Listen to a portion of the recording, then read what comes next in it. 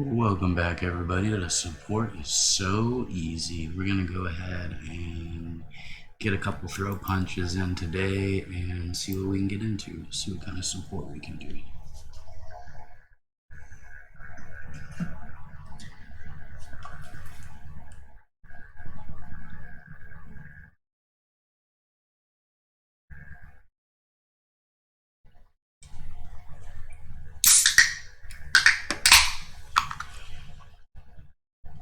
Get a little ASMR in there, it's not that everything is ASMR these days.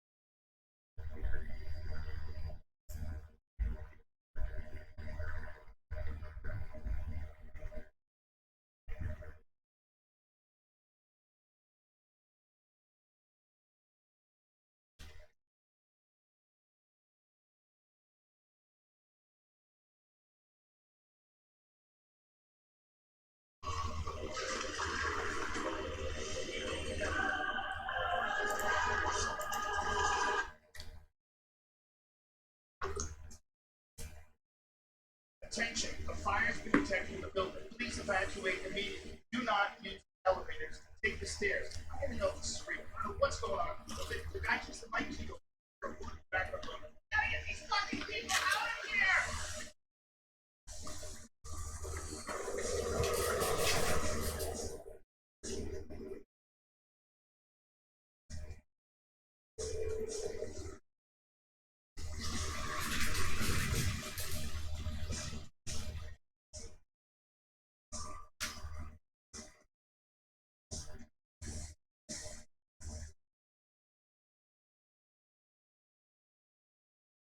Welcome to This Is Not Happening, everybody. So, here's the show. It's just a bunch of funny people who are all telling true stories. Ladies and gentlemen, my friend and yours, Mr. Joe Rogan, everybody. Let him in. So, I've done a lot of traveling doing stand-up comedy. One of the weird things about traveling is sometimes you have to stay in hotels. Most of the time. All the time. You get what I said earlier. All the time. And most of the time it's uneventful, but I was in a hotel fire once. And it's something you never think about. You hear about occasionally in the news. When it happens, it's a real freak out. Middle of the night. Got to bed about 2 o'clock in the morning, about 4:30. And I hear, I jump up and I grab the alarm clock and what button do I have to push to stop this? I'll wake up every fucking person in this hotel. I can't believe how loud it happens. Didn't make any sense. I'm delirious. I don't know what's going on. I'm in that weird dream state. I hear, attention, a fire's been detected in the building.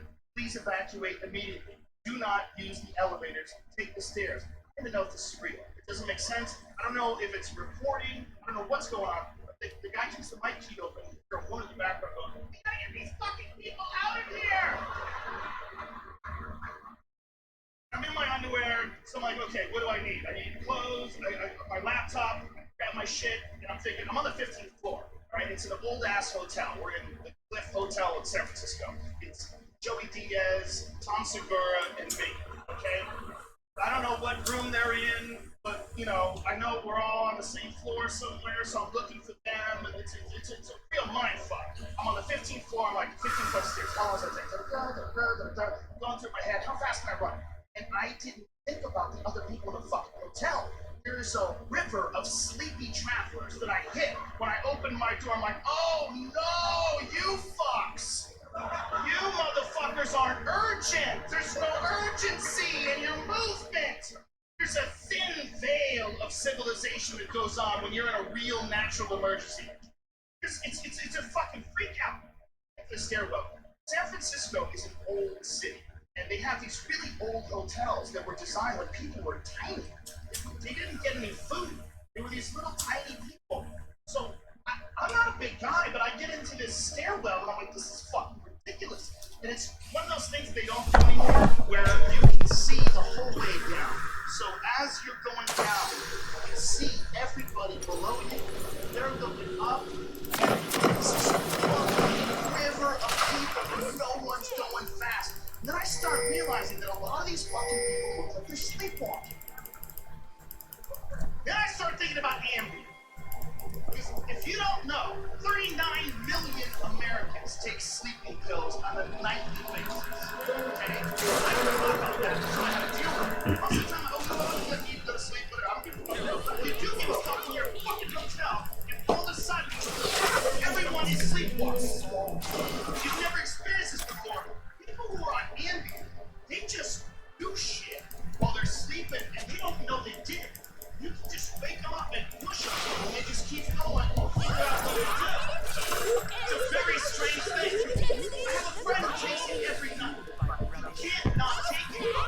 He sleeps so bad that he's willing to, like, forget that he did shit. Okay?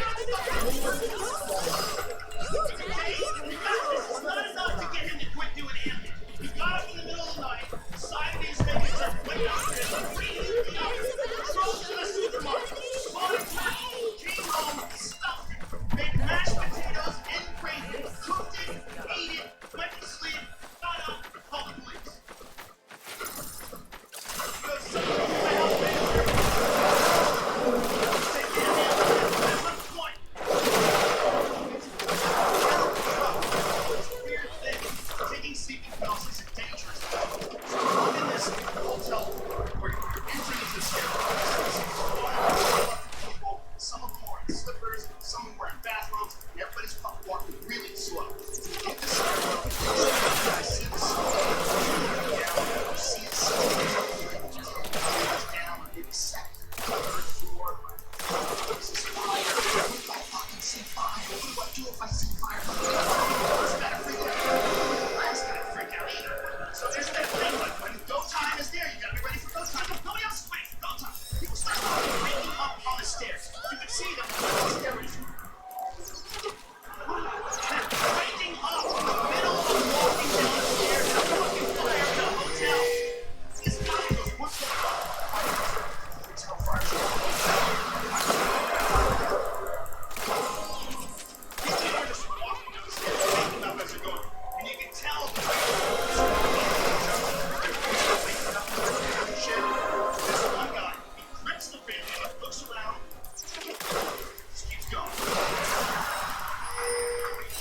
Okay, we're doing this. This is what we're doing. So why are we down the stairway?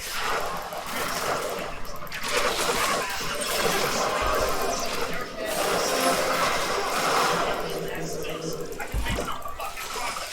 You don't want to be the first guy to step on the floor.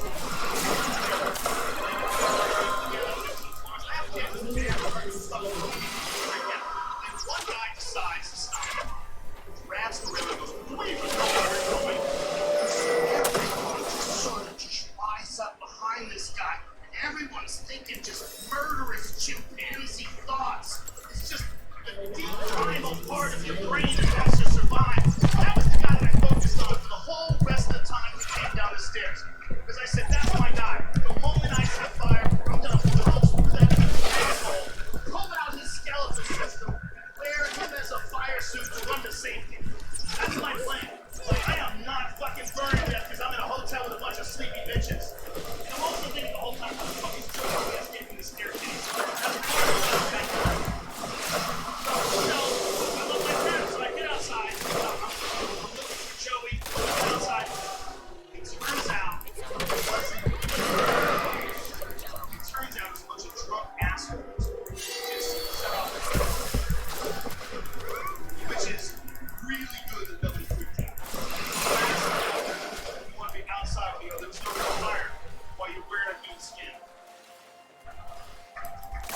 such a dick. I'm really sorry about all this. Right when they said there's no fire, everyone goes, "Where's Joey? Where's Joey?" Joey Diaz comes around the corner and he's holding a joint. And I go, "How'd you get outside?" He goes, "Like a doctor." Thank you very much. You guys know.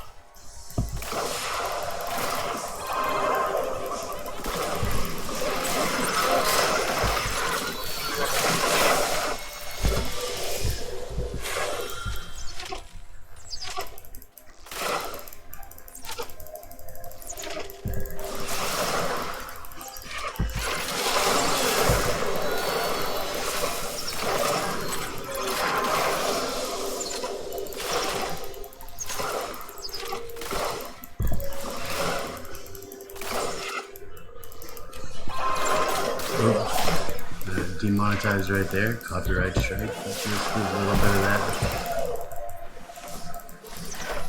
I wish Kate would be up a little bit closer. This is a little bit annoying because I feel like our follow-up is really good. We could have probably killed her already, but whatever. Or if she could at least focus like the farm, just like kind of focus on farming, yeah, like getting a nice level would be cool. And I'll just continue to trade, you know, like, please, dude, please, for the fucking love of God. Come on, dude.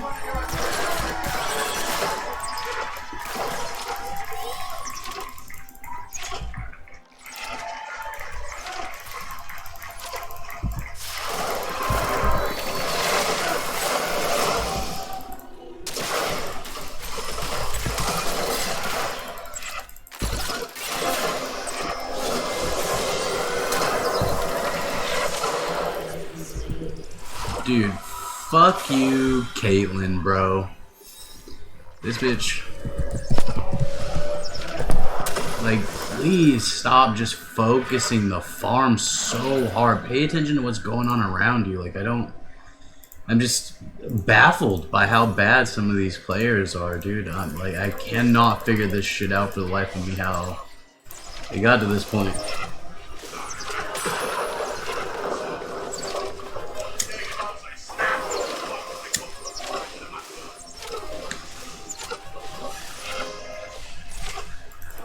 Like, that wasn't even an outplay. Like, that dude just, like, kinda just stayed way too long for no reason.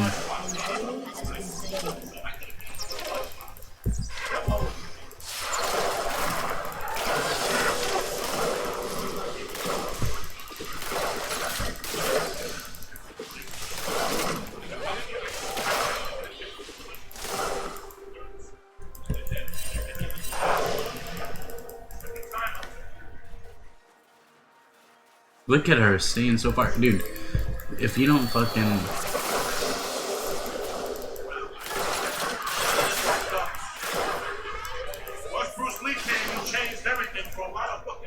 mean, I guess we could rotate and do this. I really wanted that gold, but whatever. Okay, that dude got that. Can you rotate here for me? Dude, it's already too late.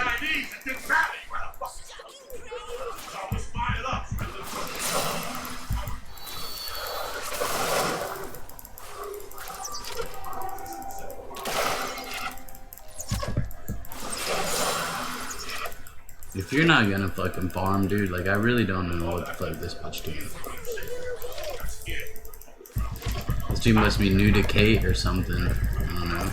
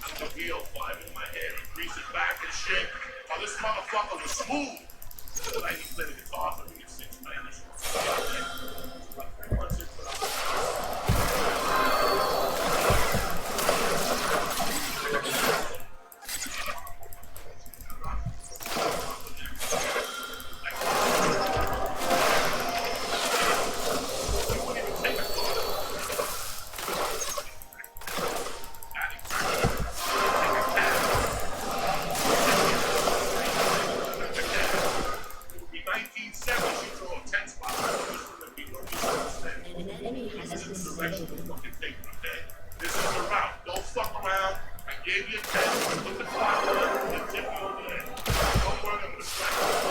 Stop back there. Drink, stop down. Don't worry about that.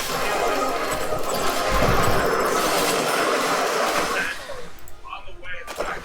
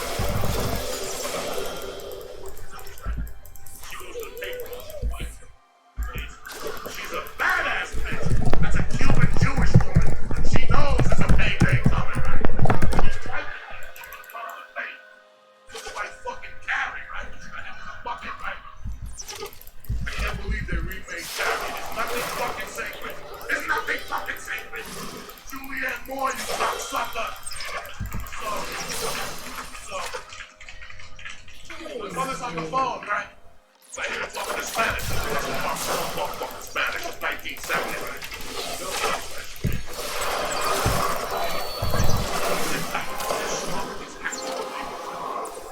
He's sitting there waiting for the cops to come back.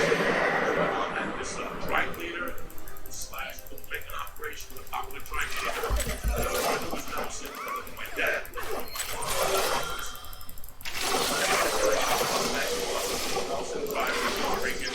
And my stepdad's in the back. You see when they get out of the fucking car, I went over it. Dad, you're not gonna believe it. He did mommy. Oh my god, all this shit. My mom can see stuff, but I don't know at this point. Anything has changed. It just looks like a cat ride. Grabbed by the hand. He didn't speak English, right?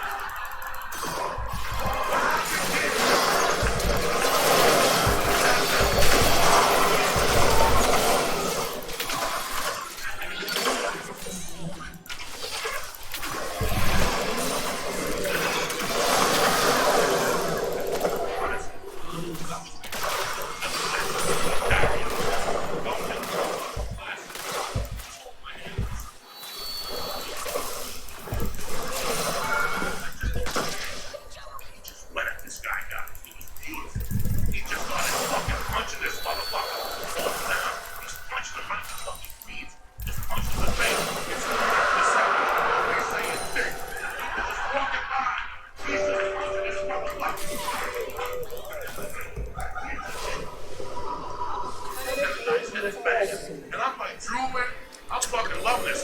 Bruce Lee been sucking my dick. My stepfather's the king of New York, motherfucker. Fuck Bruce Lee. That's the movie. This is the bad Bronx. He's a motherfucker. Right? And Nelson's standing there, my mom's standing there. Like nothing. I'm like, ha ha ha. I know I fucking stand there. And the next thing you know, the cops really come, right? But the father was coming towards the castle.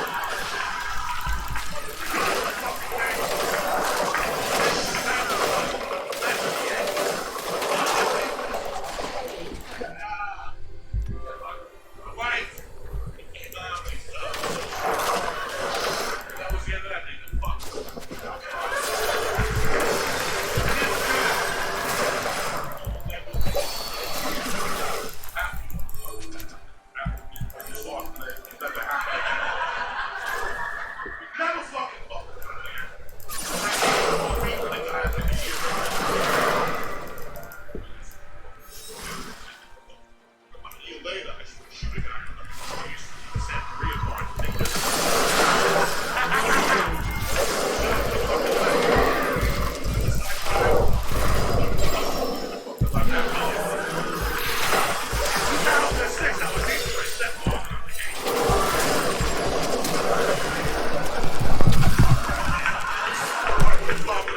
This is a terrible team, dude.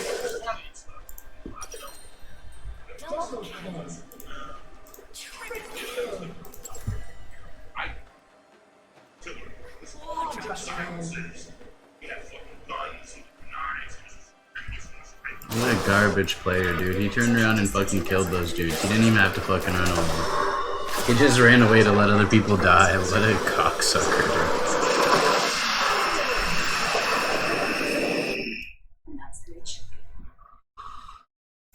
Tremendous in this train racer. Fucking amazing. I seen him shoot a guy one time with a pepper spray. Terrible reactions. Nobody peeing, nothing. And I don't fucking shoot no one. I don't carry weapons. It didn't affect me that way, but It's just weird that my ADC wouldn't go in unless, like, it was overwhelming. Like freaking jungle had to come in, mid had to come in, and I had to go in for them to, like, move up enough to even really do damage. It was really depressing. Yeah, way more difficult than it needed to be.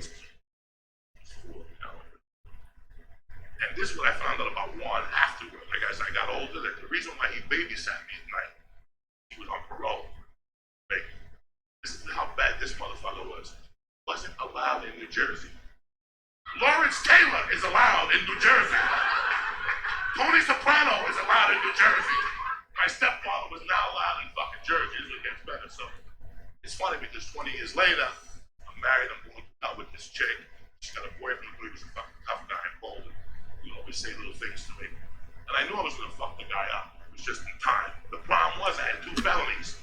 I had 2 fucking felonies. So if you bitch slap somebody and make it a good one, you got to stab them and shit. Because if you're walking on ice, you might as well dance, right? So if you're fucking walking, and in the back of my mind, I was just starting to do comedy. I had this new direction in my life, but I knew these motherfuckers were getting away with murder. And I knew I had to do something for this fucking guy. And I knew the day was getting close.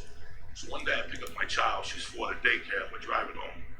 And I'm talking to her. And she goes, Daddy, what does spick mean? Spick is a derogatory word for Spanish people. You know, it doesn't bother me because I grew up in Jersey. I hear it all the fucking time, right? No biggie to me, but she was in Boulder, Colorado. Why should she hear this word? And I go, where'd you hear it? She goes, every time you call the house, John calls you. That was her stepfather's name. And I knew right there in the car I was going to stab this motherfucker that day. So I pulled over. I had to meet them. I would pick up the kid at 3 and have it till 7 on Wednesdays.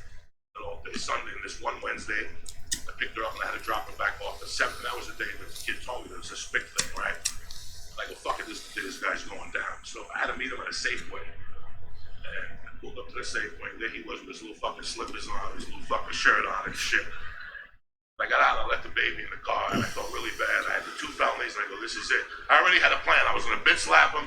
Then I was going to call my friends in Jersey to send me money for a fax machine so I could fax Jay Leno jokes from prison. I swear to God, I was going to do like 3 years. I was just going to fax Jay Leno jokes. This was the fucking plan I had. I already had a plan. Some people go to prison without a plan.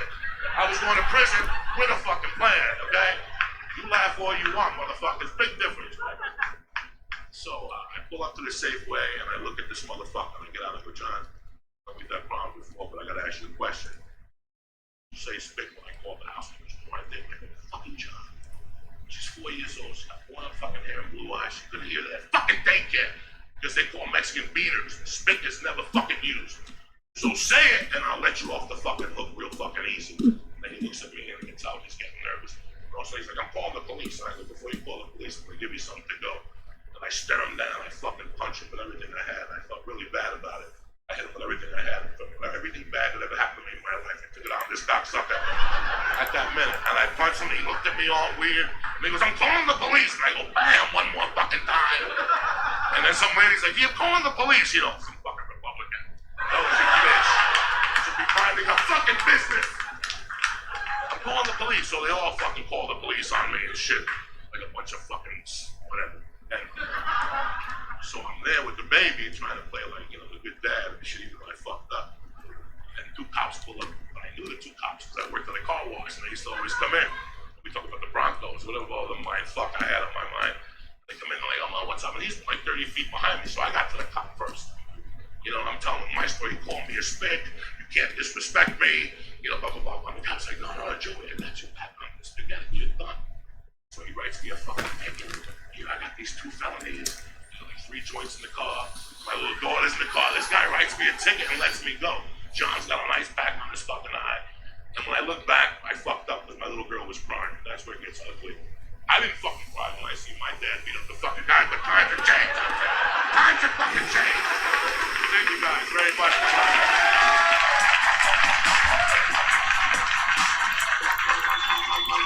Joey Diaz, everybody. That's the episode. Thank you. Fuck yeah, Joey. Thanks for doing that.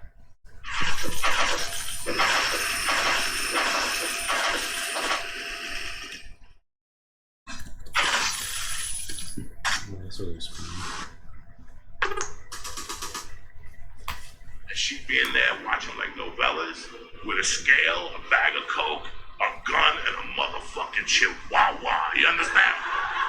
Who fucking has a chihuahua for protection?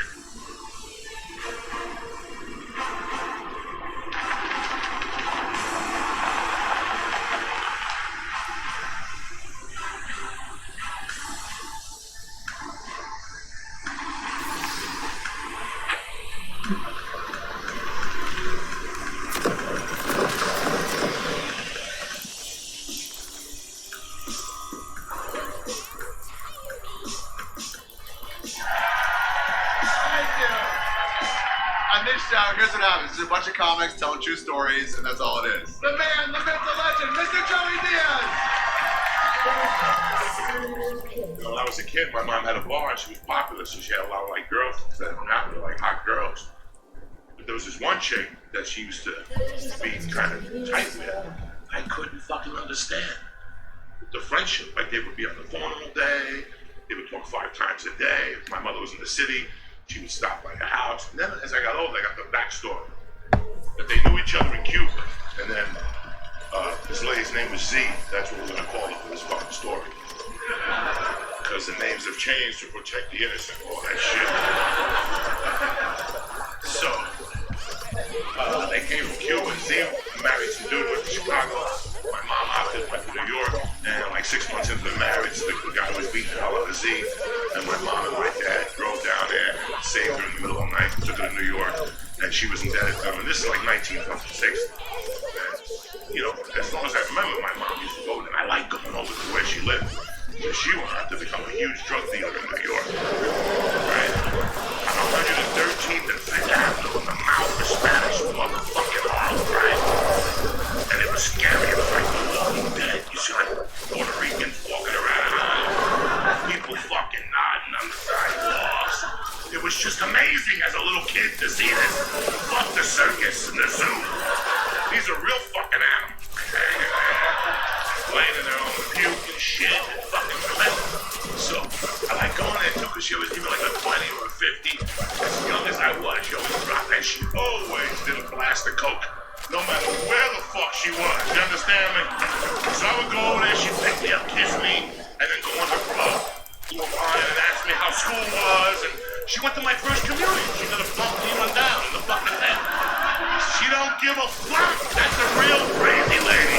Not one of these ladies with a tattoo and a hat with a feather. I'm so crazy. No, you're not, alright?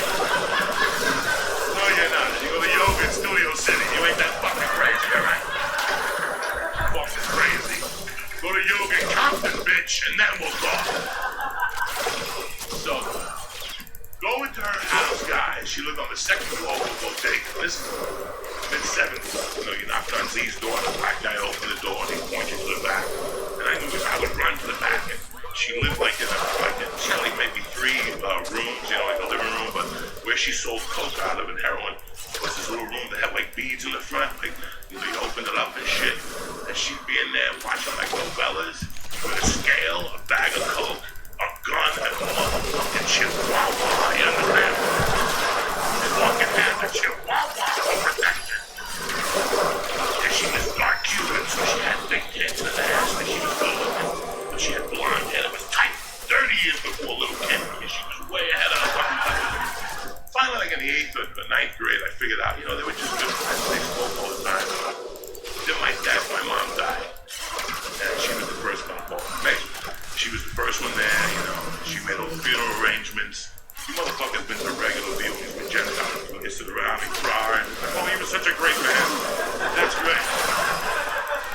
great.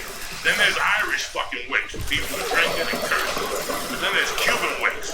That makes an Irish wig look like a fucking big kid, okay?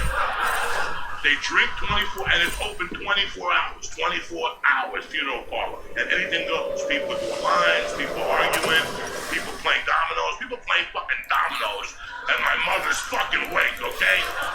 And the first night I hear this commotion, like always, Z had the funeral director by the throat because she put the wrong dress on my mother. That is a fucking friend, motherfuckers, right? Like, because anybody can be your fucking friend when you're alive, but to fucking be at your funeral smacking motherfuckers, right? That's a friend, right? That's a fucking friend, you know? And she was checking people, like, hey, fuck you. You didn't like her, and she didn't fucking like you. Get out. She was checking people, you know? And all these people in there, oh, we lost it all, and all this shit. You didn't hear shit from this lady. You didn't hear a word. You know, fake this out right there. Fake real fucking that early age. I learned this. People tell me, if you need anything, and after my mom died, I called them and changed the fucking phone. Just little things that I saw right there. They decided, oh my God, that's what a fake person is. I love your mother. Take me. All that shit. You know, the whole fucking 4 days of the week. Z didn't say shit. She would every once in a while just sit in the back and just take a little phone call and look at me and go, and she would just watch what was going on. Even and she was such a woman, like men would be having conversation. I'm not talking about regular fucking guys, I'm talking about Latin, old school, machismo motherfuckers. And she would go tell them shit, like shut the fuck up. Like even they were scared of her. I was like, no, she had taken over from my mother.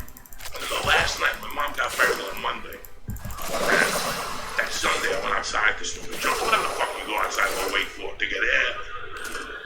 And when I came back, she was alone with my mother. It was the first time they were alone together. She was kneeling down. And that's why I got it. She was petting her hair. And she was telling her how beautiful she was. How the world was going to be the same without her. And how she was going to miss her. She was her sister. It was just fucking mind-boggling. And then she said, and she turned, and she knew I was there. She goes, I'm going to take care of this motherfucker. Take care of him. Watch over him. I'm going to make sure he grows up to be a fucking man. And then I saw the meaning of friendship right there. What Z was pet. And doing bumps. She did a fucking bump right there, right? She did a bump. Look at that. I asked her. She's like, I'll give you one, but what's the difference at this point? But then it was after that, she stuck to her fucking word. Every Sunday, she'd come over from Long Island, meet me at Weehawken Cemetery. She'd bring a bottle of Dewar's, flowers, and she'd pour the bottle of Dewar's out and tell my mother how much she loved her and she missed her, and she'd do some bumps. And that time I was doing coke. And she would like do bumps into the spirit. It's a couple for you, and I'd be like, no, let me give those fucking things to me. You gotta fucking throw them on the grass. It's $20 a fucking blast there. $20, $20. Stop it already. Give it to me. In a world where we expect instant, why wouldn't we expect our deodorant to dry in an instant? New Degree Advanced Protection Dry Spray goes on instantly dry for a cleaner feel with 72-hour protection in an instant. So, this one, she took care of me good. 79. So, 83, I got out of high school every fucking Sunday. I went to a couple of beans, and she'd bring me weed and $5 nickel bags from the city. And then in 83, I moved to Colorado, and, you know, I got into craziness and shit. But I always called her twice a week. I would send her pictures, you know. And then I moved back to Jersey, and by that time I was a fucking lunatic, you know. Cocaine had absorbed me and stuff. And I kept in touch with her. It was in. That's what I made these people for. Then I went to Miami and I found some friends of hers and I beat them for like a half a kilo. And I just felt fucking bad. You know how it is, dog. One bump leads into another. Next thing you know, you're having a party. Next thing you know, you did 6 ounces of blow. It's a fucking nightmare, you know what I'm saying? And there's no rehab, there's no love, you know. They don't give a fuck, you know, that's it. So I came back from Miami and I come embarrassed, let him call for 5 months. January of 85, I finally got a little sober, and I called her one day. See what's going on? She said, "What the fuck have you been?" She was here calling me in 5 months. She was couch rated me. They did everything. My leg broke. There was nobody here for me. It was terrible. I called her down. I let myself down. I let Z down. And I was at a payphone. I just dropped the fucking payphone. It was like a kick in my stomach. Like she had just said, you know, where the fuck were you for me? For all those years I was there for you, and you just disappeared on me. And I just felt terrible. I walked away from the payphone. I didn't call her for about a week or two, and then I finally called. The phone was disconnected. And I went over to the bodega a few times, and they told me that she got busted and they closed her apartment. And I never talked to her again. And I felt like shit. I live with that today. And that was 1985, you know, and I thought about it, and I digested it, and I swore to God that if I ever had a chance to be a friend to somebody, because you don't need 20 friends, you just need 3 motherfuckers and you can take over a country. Okay, that's what we're confused as Americans. We think we need all these motherfuckers. You give me 3 bad motherfuckers, and you're finished. You understand me? You're fucking finished. Because we got each other. And you know, listen, man. Ari is my fucking boombox. Yes, he might be a Jew or whatever, and I'm Cuban, but that's my fucking boombox, and he knows that's why I'm here. You know, I found myself here. Living life. And look at me now, man. People right now. Is he gonna be talking shit at my funeral? Or is he gonna squeeze my daughter and come see her and we can give her a toy? You know, that's how I have to fucking, that's how I was raised, you know? And I always lived with that guilt of doing something to my friend. Then in 2007, I got off the blow. I quit doing cocaine. Don't ask, you know, don't plan. Nobody's supposed to do it anyway. People are like, I'm off the drugs. You ask me, I'm supposed to do drugs anyway, okay? Don't fucking break your arm, tapping yourself in the back, asshole. So, I don't know, these motherfuckers walk around with their I'm sober.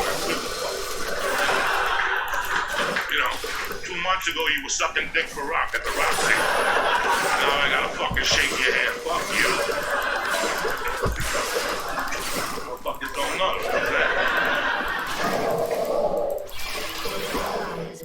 So I got on coke. I've been on coke like 4 days. Yeah, that was tough for me. I used to go like 18 hours. I'm like, woo. It's a long fucking time, you know? I was clean for 4 days, and a dear friend of mine, who was a comedian, died of cancer.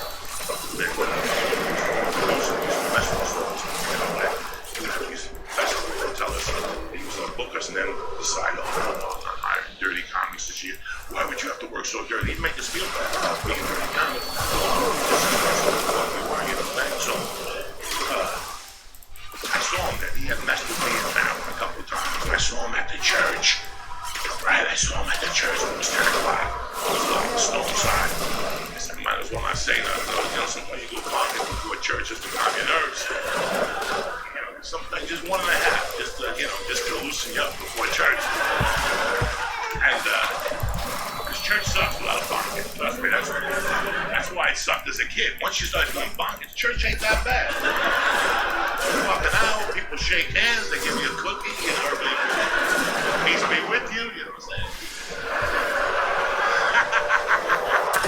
Right or wrong, peace be with you, brother. So, that night they had a memorial at a comedy club. When I walked into the memorial, they had free food at the memorial. Like they buried it that day, but they had like a microphone, they had a picture where you're gonna go up and say words, and they had free food. When I walk in, guess who's eating fucking free motherfucking food? That motherfucking producer. Now, by that time, after 8 o'clock, the cocaine addiction is growing. I'm getting mad by the minute. It's fucking it's just about right? And they come over to me, they go, listen to me to the memorial. I'm on stage first. And get my first, get the fuck out of here. I'm going to sleep with my children. So I get off the stage, I go on stage, people, you know, man.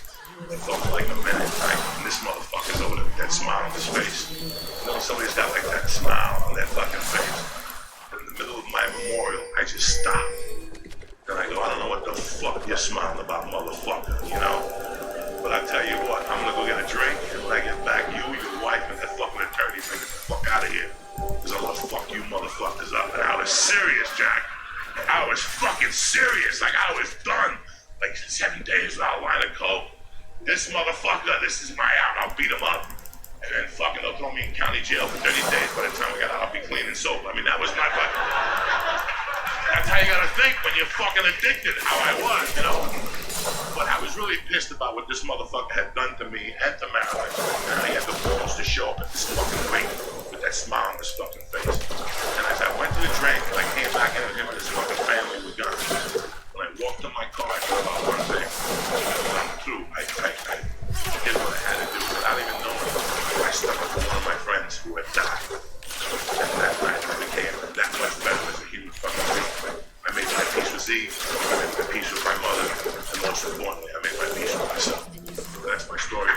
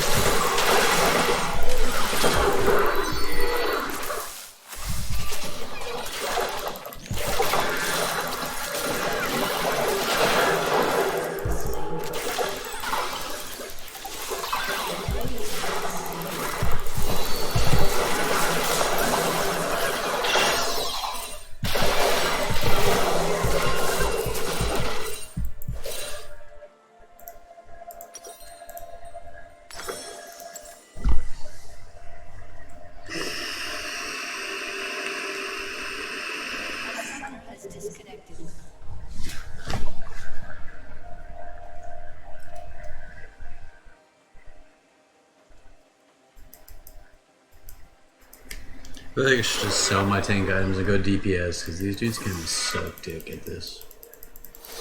There's like no fucking DPS, they're all just feeding their asses off.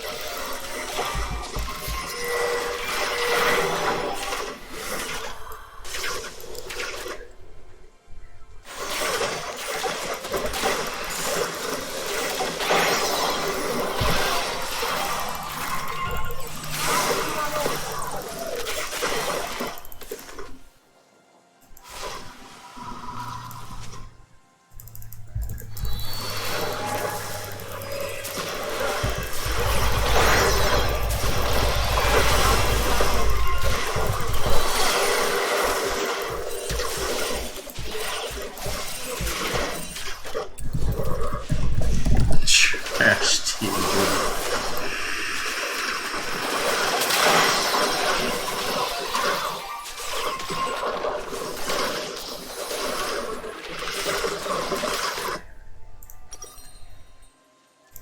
Very trash team.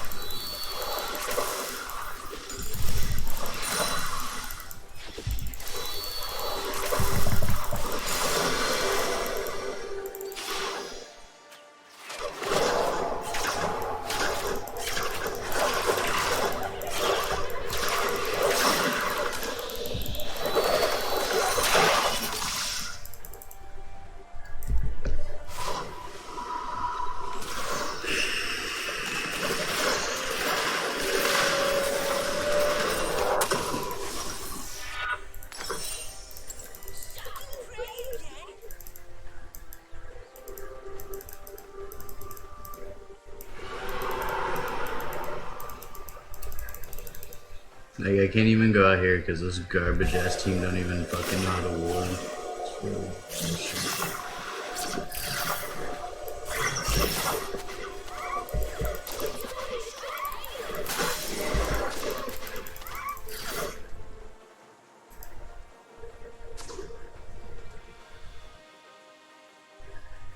Just garbage, dude. Like, he's not even actually split pushing. Like, you have to actually push, you have to actually, like, get somewhere to be split pushing. You can't just fucking farm a lane and call it split pushing. Like, look at this shit. He's just gonna get caught out. He has no wards out there. He has nothing built up to, like, split push. It's really sad. Yeah, more feed out of him. His 1 in 4 proness, dude.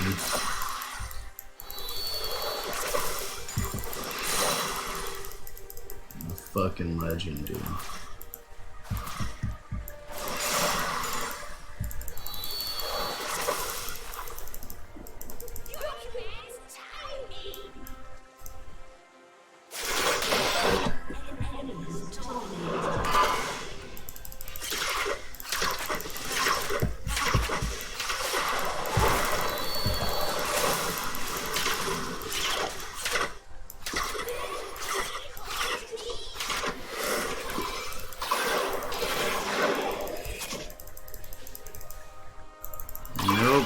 Surrendering, bro.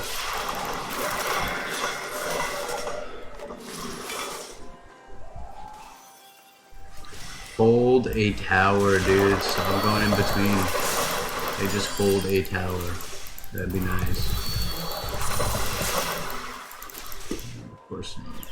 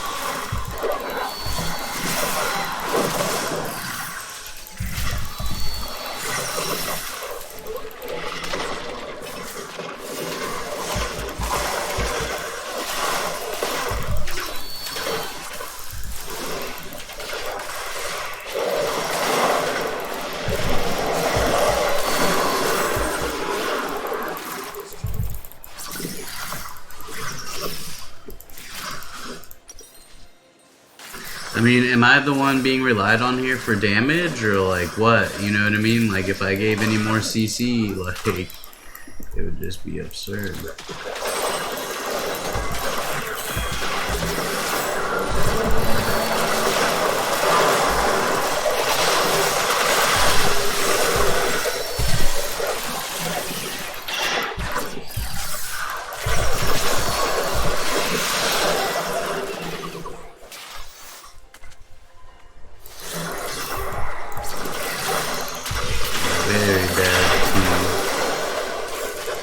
Luckily I scale.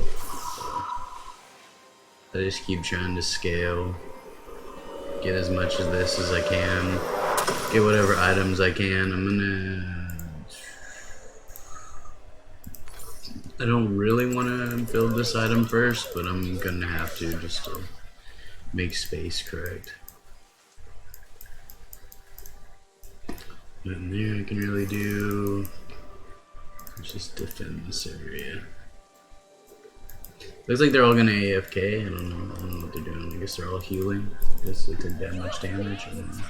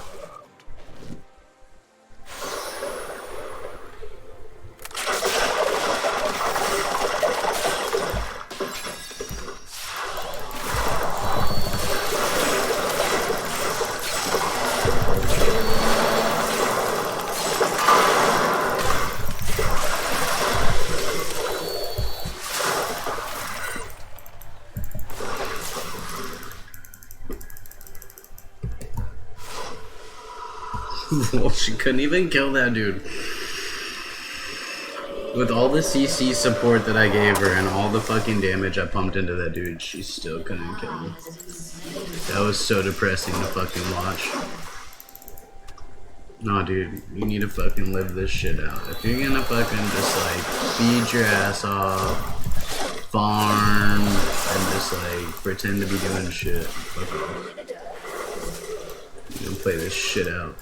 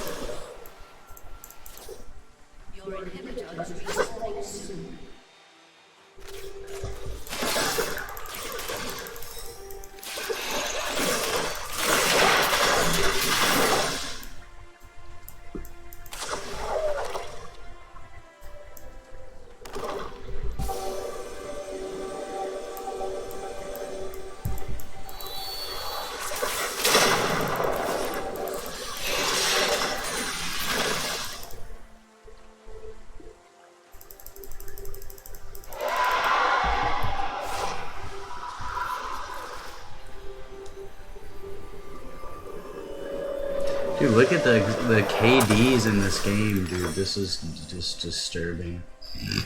It's so bad, dude. And I went basically tank. So this is not gonna play out well at all for us.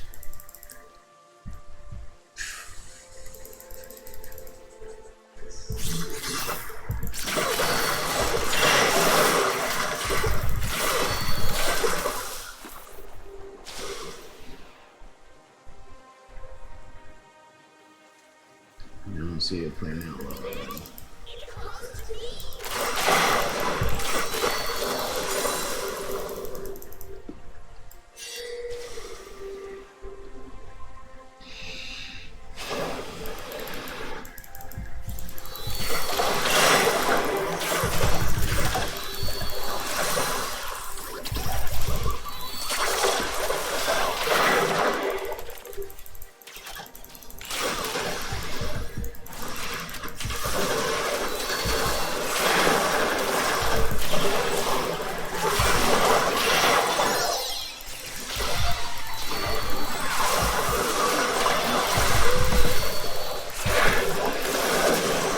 Okay, they're all just gonna hide in the back while I chill in the front. Okay, dude, I'll be the front line, I guess. That's what I built in.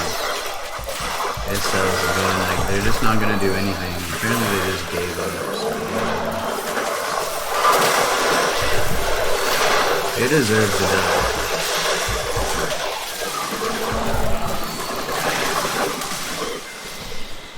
Terrible, dude, just terrible.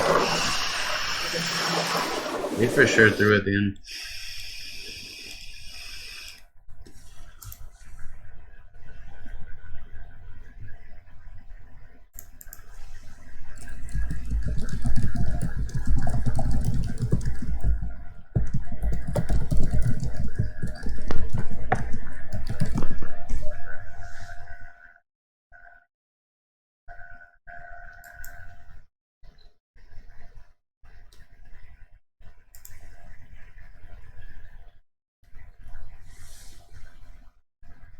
Dude, that squad fed hard as fuck, bro.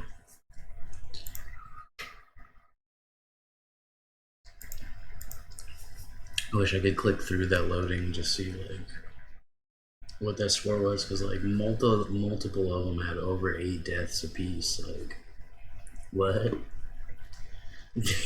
What? Like 4 people on my team fucking just fed so hard.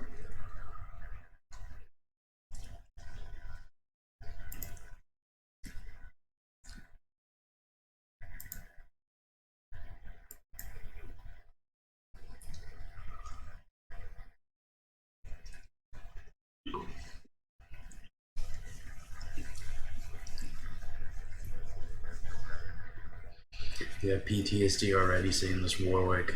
I mean, that dude did not gank at all. He has like a boost to his speed. He gets like an extra boost on top of that for freaking low health champions. He gets like a trail for you, like see when it's getting in bushes and stuff. Like, dude, he's super strong. He's got a fear. He's got his own CC. Like, come on, man. You tell me you can't gank. He's got a gap closer with his ultimate as soon as he hits 6. Like, dude, what?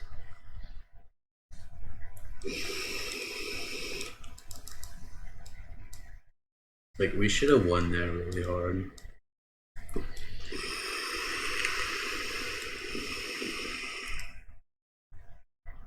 Like, pretty hard. That should have been a landslide. Maybe not our lane. Our lane wasn't that great, but the rest of the lanes, I don't think they should have lost as hard as they did.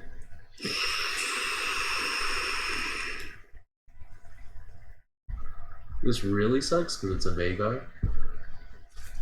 I wish it was Veigar support, but it's not going to be Veigar support. It's going to be Sonya support probably. Veigar mid, and he's going to win super hard probably. It's hard to lose as Veigar as long as you're queuing minions as much as possible until you're just out of mana. Even if you're just completely out of mana, just only enough for Q every time it comes up.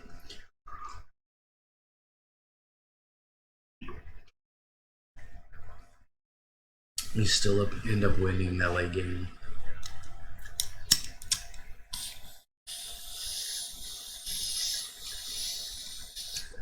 The good part about Shaco into Veigar is you can dodge his ult with your ultimate. Obviously you can't Q out of it, which would be awesome.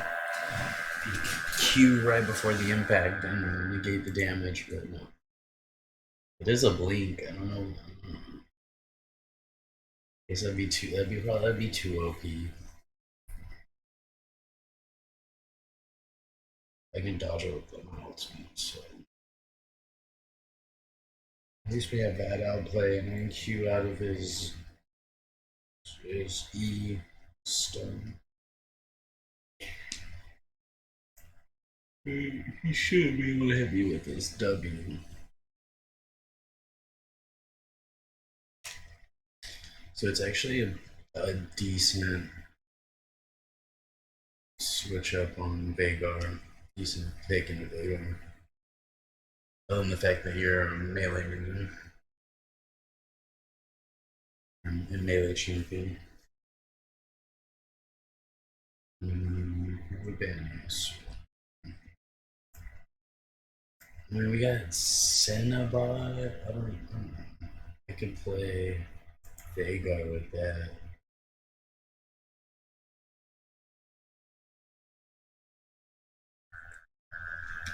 But she does have that stuff. I guess we could chain the CC on either of these champions. I just really like Shaco. I feel like his early game is really like we could just steamroll off of his early game. I can duel almost anybody in the game as Shaco. And usually outplay with the boxes and the E.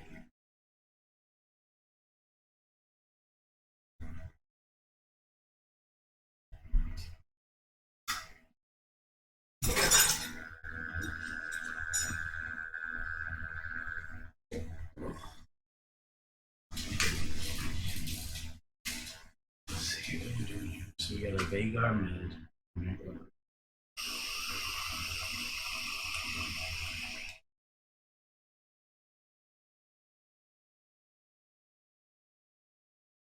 Not a huge fan of it. Like some people are really good at it, but other people seem to play it and they just have no idea. I don't know. They just have no idea what they're doing, I guess. I'm not sure. He's one of the simplest champs to really get good at it.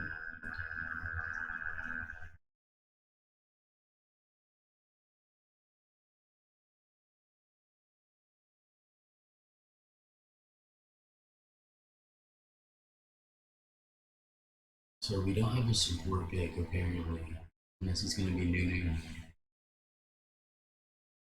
Shorts rest still.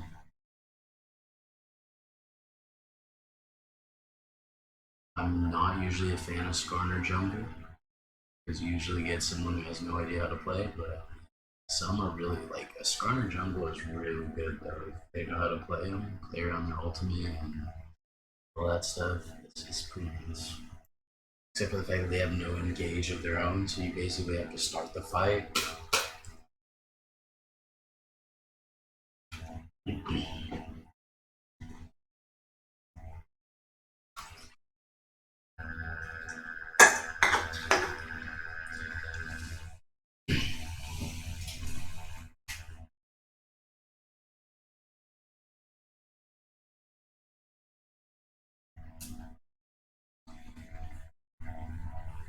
Is at least still being played and they'll see this one.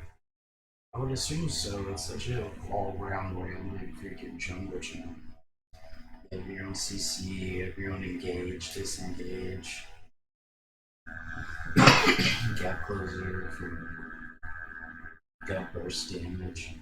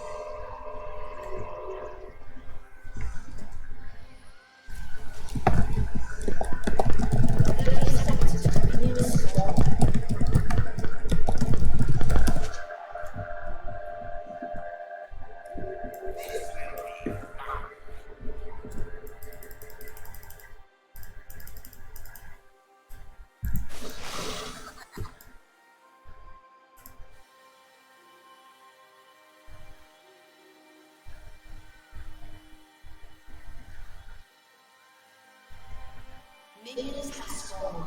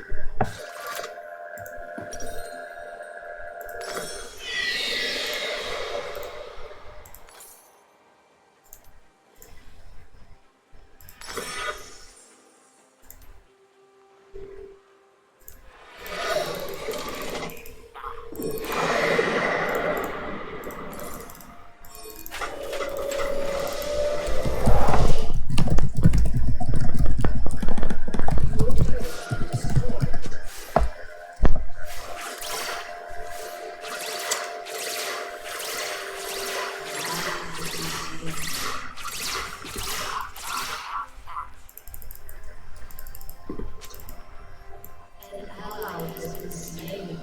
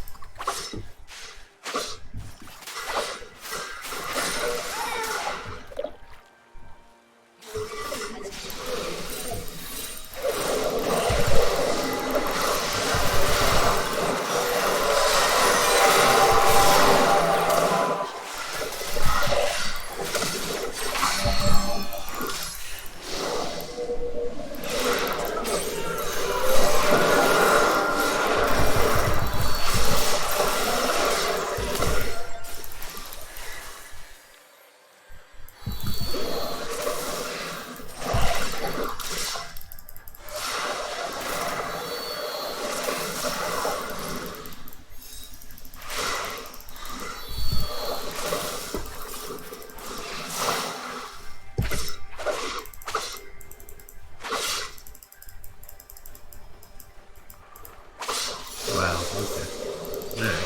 Whatever.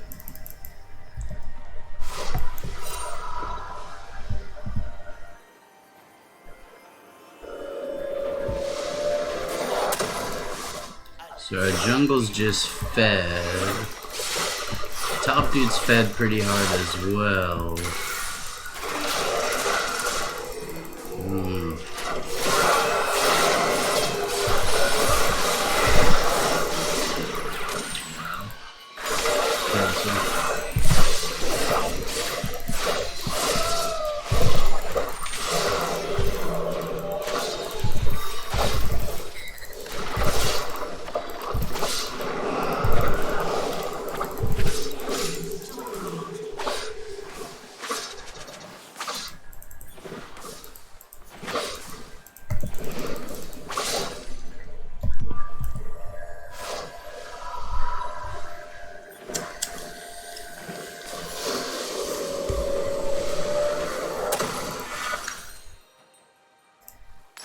Yeah, bot lane's like always just like the last one to go. I don't know what the fuck people are doing.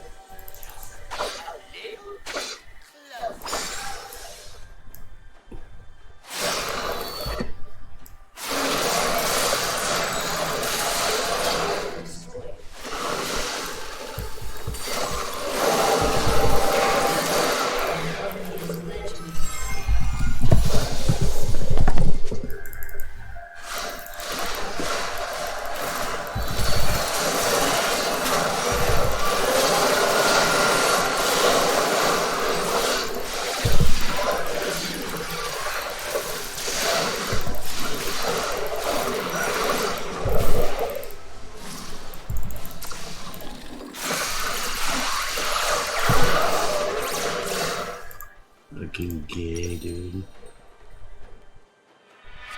I really need them to fucking get their shit together. I don't know why they're... No, dude. We're playing this shit out. We're gonna sit through this whole thing. I'm not gonna just let you off the hook because you fed your ass off and can't ward or do anything, you know? Like, dude, I had that whole thing, like... I don't know why they're fighting in there. That's all I gotta say. I don't know what they're doing. There's no reason to fight that. Instead of getting out, he went back in. The jungle is just continuously feeding. The dude was the first dude caught out. I said motion of chain reaction, just fighting. And this Vagar is terrible, dude. Holy crap. What is this? Archangel staff? No, dude. No, an Archangel staff, dude. No. It's gonna be that bad, dude.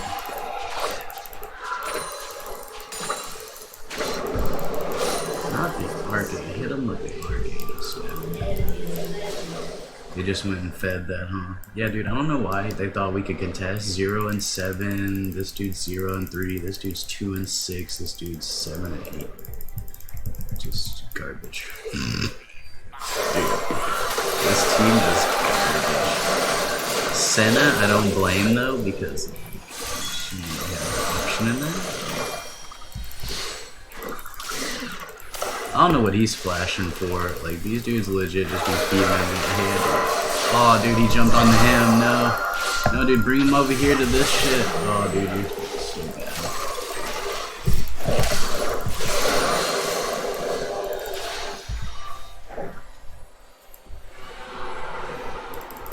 You're so bad.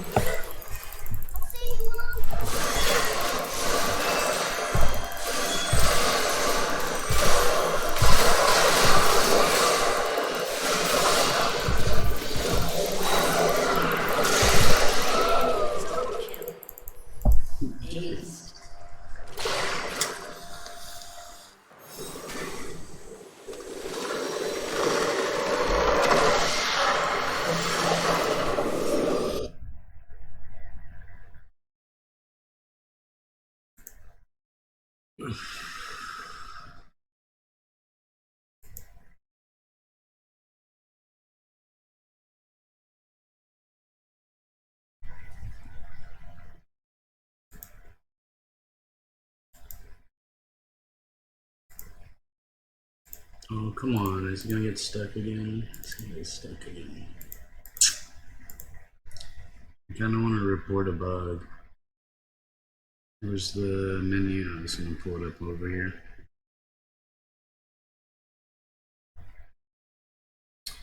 I gotta log in and everything. No, thank you. I'm already logged in. I don't feel like... Alright, I guess I'm gonna have to sign back in real quick.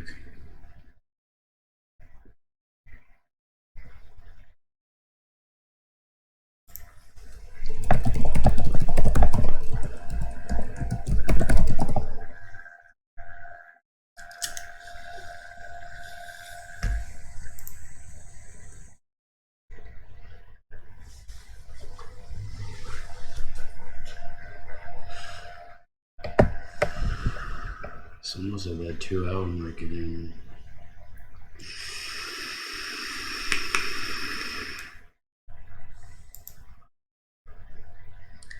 I might put another break on the stream and go get some coffee actually and do an all-nighter maybe.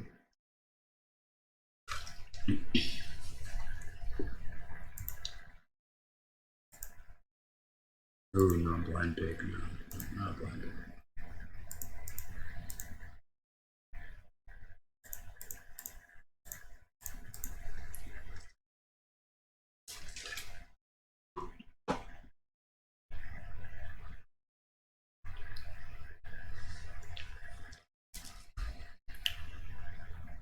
I guess we can throw in some background comedy. Let's put on some. This is gonna be America's favorite breakfast. They just don't know it yet.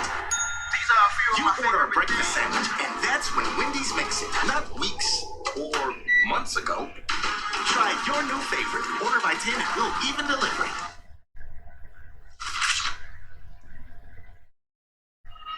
Just grab my kid, bang in the fucking head. I don't give a fuck. You fuck. And I know. A lot of you motherfuckers like Joey, you can't hit a woman. She's a fucking nut. Big fucking dead bitch, okay? Big fucking dead bitch.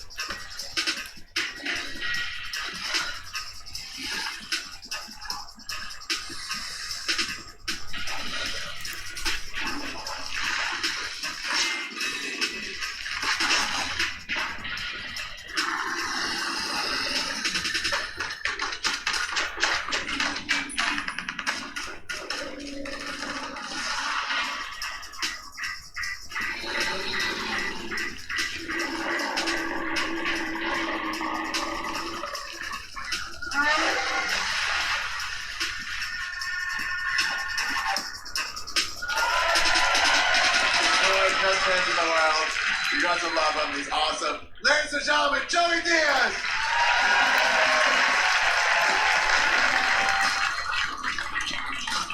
I got a 3-year-old, you know, and I look at her. She's beautiful. I look at her and I'm like, you know, when she gets older, I don't think I'll have the heart to fucking smack her to discipline. You know what I'm saying? Like, I throw like a sneaker at the cat from time to time and shit like that. When I look at my daughter, I don't have the heart. Like, I look at her, I could probably punish her and send her to a room, but can I fucking hit her? Nah. Like, I don't think I have the balls to do it. But they always say that if you grew up in a house that you got fucked up at, that you'll probably have a house that you fuck people up at. You know, like if you're married. And I'll tell you what, I grew up in the 70s. My mom fucked me up, okay? My mom fucked me up. Not like fuck, it was a controlled beating, okay? Let's get this shit straight. Everybody in this room got a controlled beating at one time. That means you're not gonna fucking die, okay? You're gonna get a couple punches to the head, you'll go down, and 2 days you get a doll. No big fucking deal. That's a controlled fucking beat, all right? You're not gonna die, you know? And when I was a kid, you know, I used to bust my mom's balls, and, you know, she's Cuban, and, you know, single mom, and she would lose her temper from time to time. And, you know, you get like, my mom would hit you like the straight punch to the head, the fucking overhead right. In Spanish, it's called un avión. It means a fucking airplane. And then they had like different names to them. Then they had like the fucking galletazo. That's the bitch slap. You know, that's the Stockton slap, right? And then my mom had the backhand, the tapabocca. That's just to throw you off, to open you. Yeah. It opens you up for a sidekick to the body, right? That's what that does. Like, bah! So you get kicked and shit. So I took a beat. Listen, my mom threw a beat on me one time on 86th Street when I was like 6, I wouldn't get off a mule in front of 8. There's a bank on 86th and Broadway, And there was a mule, some fucking dude with a mule, and you give him like $3, and he put a cowboy hat on you and let you get on the fucking mule with a vest and shit. And I would get off the mule, and my mother beat the fuck out of me with the purse. That was a good one, like a live appearance type beat. You don't get those. But that was it. Like, as I got old, I never really got hit. My mom was saying, my mom always telling me, don't ever let nobody touch your face. A real man doesn't let nobody touch their face. Don't let nobody fucking touch your face. So, being Cuban, I was also Catholic. So my mom would scare me with the nuns. She'd go, you fuck up, I'm gonna send you to school and those nuns will fuck you up. Well, after torturing my mom for a few years, she said, fuck it, I'm putting you in Catholic school. I'll let the nuns deal with you. And I think my mom knew the nuns were gonna fuck me up. She just didn't want to know, you know what I'm saying? Like, she's like, they're gonna fuck you up, but I don't want to know about it. So it was one of those schools, Sacred Heart School for boys. You went on Sunday and you came home on Thursdays. And the nuns were complete fucking douchebags. I mean, complete douchebags. And I'm not lying, I don't give a fuck if you don't like it. It's the truth. They were fucking, I think about it now, 30 years later, it really was mild abuse. It was very mild. I could have dialed 911 on those bitches. But, you know, nobody would have listened to my cries. You understand me? They say nuns don't whatever. So there was this one nun, Sister Anna, there was Sister Marie, there was Sister Hyacinth, and there was Sister Sister Patricia. Sister fucking Hyacinth was the most evil person that ever walked the fucking face of the earth. They didn't hit me at that school because I was a bad person. They used to hit me because I didn't like milk. Till this fucking day. Listen, till this day I fucking hate milk, okay? I'm not allergic to it. I just don't fucking like it. That's it. A milkshake, completely fucking different. I'll drink that on the fucking. A milk plain out of the box, I don't like that shit. It smells like dick. I don't fucking like it. That's it. I never fucking liked it. I don't like broccoli then. I don't like it now. I don't give a fuck. I don't like it. But they would abuse me if I didn't drink the milk. They'd put it on my head, and then bitch slapped me like 3 fucking times. And then when I went down, she hit me with the tray of food. These people were fucking savages. And this one fucking nun, Sister Hyacinth, she's New Jersey. She looked just like Governor Christie, all cooked up. She was like 5'2", 310. The bitch didn't fuck around. And if you look at a nun, they have a fucking ring of Jesus. They're married to Jesus. And before she hit you, she'd turn around. And that's how they fucking cut you and shit like that. No, these nuns don't fuck around, guys. This is real old school fucking Catholicism. And no, I wasn't molested. I was an ugly kid that didn't fuck with me. You know what I'm saying? Fuck you. I was an altar boy, but I never hung out. Fuck you. I don't want to play cards. I don't want no hard ice cream, cocksucker. I'm a Carvel motherfucker anyway. You know what I'm saying? I'm a Carvel motherfucker. Fuck that hard ice cream, bitch. Fuck you think you're dealing with? I got morals. You know what I'm saying? So, I'm in the fucking 5th grade. I've been there for like 3 years. I'm in the fucking 5th grade. I've been at the school for fucking 3 years. I started in the 3rd grade and I stayed there till the 5th. But there was a reason why. I didn't know. I was like 30. I wanted to make my confirmation. I'm like, why am I making my confirmation at 30? This story, this is why. Because in the 5th grade, I couldn't take it no more. Now, my dad died when I was 3, so my mom at the time took me to like karate with the brothers. These black brothers on 19th Street. And they would teach you like ghetto karate, like fucking judo and shit. I was out of my mind. Between that and Bruce Lee, I was ready to kill a motherfucker. You know what I'm saying? And Bruce Lee had died, and I was all fucked up in the head. My dad had died. The pain and the fucking low self-esteem at the end. I was born with this son. It wasn't ever the fucking capitalism. There's 2 little twins like that, almost. Raphael and Nino. You know what I'm saying? They're fucking crying. They're like crying for legal. My mommy's having a baby. Sister Hyacinth won't let us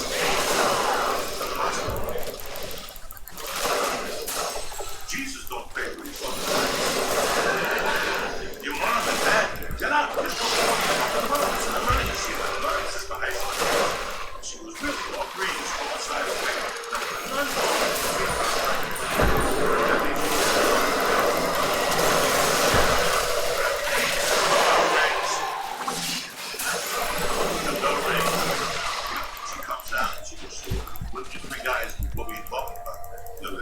she took the one twin first, smacked the fuck out of him like 15 times, he went down. She went to grab me, and I'm like, I looked at the twin, I'm like, that's your brother, get in there, motherfucker, right?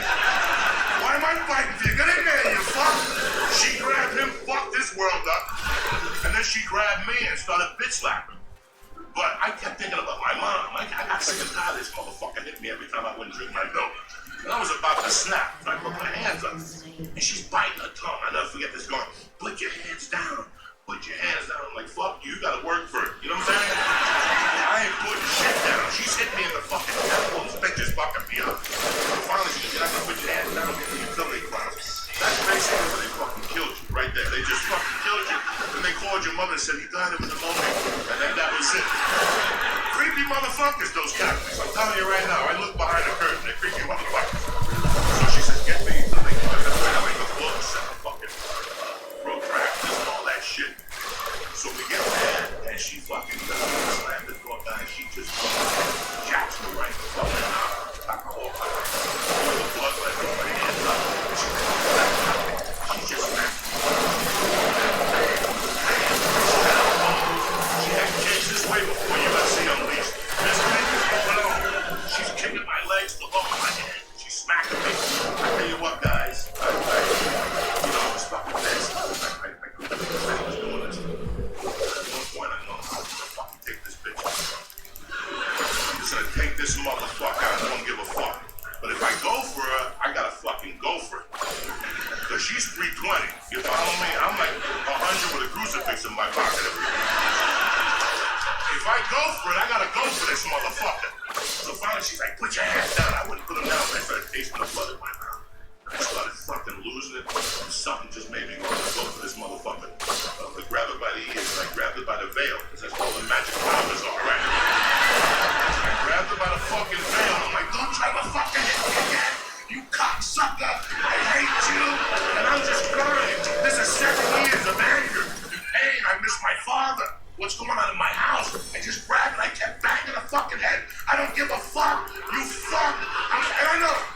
A lot of you motherfuckers like, Joey, you can't hit a woman. She's a fucking nut. Big fucking difference, okay? Big fucking difference. She don't suck no cock. They don't take it in the ass. These motherfuckers are angry, right? They don't need no pussy. They just walk around with a fucking black suit on. Something's gotta be done. It's fucked up. You gotta eat something. You know what I'm saying? You gotta eat something. You walk around when somebody dies, yeah. A fucking pussy, that's what died. Well, I got it by the fucking ears now, but I ain't let it go. Because I know she's gonna fuck my world up. And I'm pounding. Practice, they taught me to. So I went to give her the intro. But she's 320, I couldn't do it. So I just settled on a headlock, and I'm grabbing her by the fucking head. And I'm squeezing, and she's going, you gonna go to hell? And I'm like, so the fuck are you, motherfucker? And I'm squeezing her fucking head. Fuck you. And it's like it was a little mafia kid. Thank God for fucking Italian people. Thank God for fucking Italian people. They don't give a fuck about the rules or nothing. This guy that goes around, this big friend is doing it. He said, fuck this bitch. He took her arm and he twisted this bitch. I got in the headlock, this little 8-year-old twisted the fucking arm. And she's like, ah! And we don't give a fuck how the nuns are out. Let me tell you what happened. Now the door was open, there's a bunch of bitch. And then yelling, go. Oh my God. There ain't no turning fucking back. We take them out of the utility closet. They're yelling. Call the police. Fuck the police. I don't give a fuck. When twisting, the other kids are coming over, they're kicking them again. It's like Puerto Ricans too, they don't give a fuck either. Couple of Roberto Clemente motherfuckers kicking them.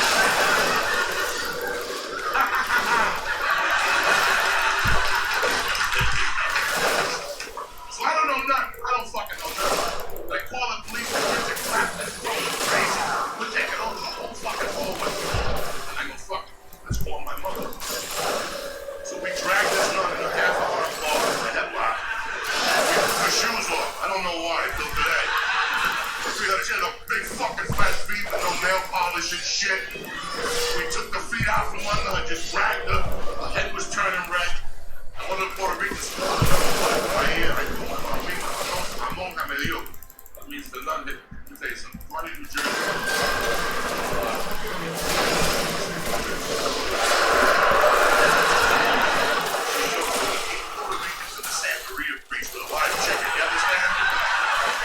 this shit goes down, motherfucker. So they finally got me off the fuck. She's ass fucked up, the veil's off. My mom's telling me, you wanna hit my son? You gotta get fucked in the ass and have your own kid and all this shit. I'm loving it. My mom got my back and shit. So now we're sitting down, people holding on to their heads. The priest in the room, the principal. And they tell my mom, he's out. Damn, he's fucking cold. Like 8 of us. Out of here. And she's gonna have to bag us. She's a little drunk. And she's like, he ain't going fucking nowhere. And they're like, no, he's gotta go. He's out of here. I'm like, listen, I was one up this Jew book in the neighborhood. Thank God for Jewish people. All right, this motherfucker was in booking. Early 70s, like 30,000. He said, give me 5 months. Let it roll till next week. Then next week, he got you. His father makes for me. That is, he always had it. He would just lie to you that he had 5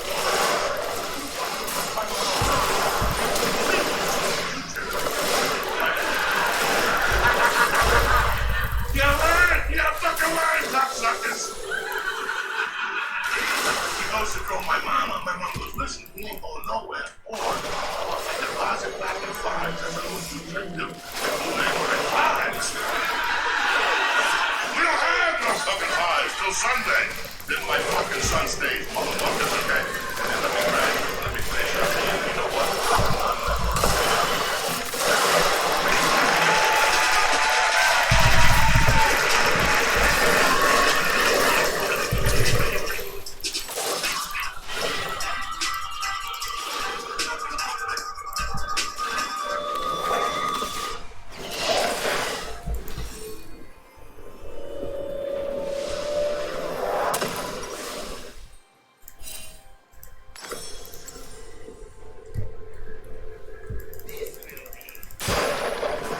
Top didn't take teleport either.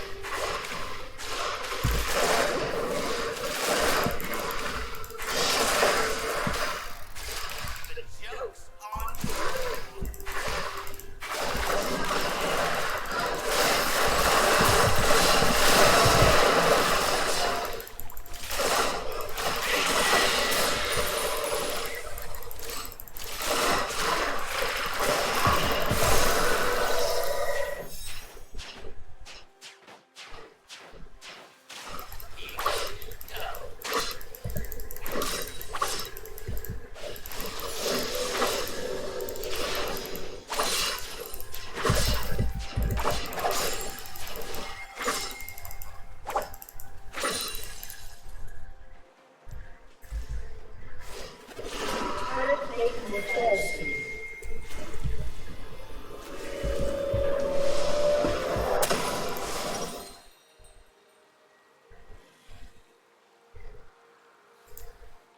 Shut down.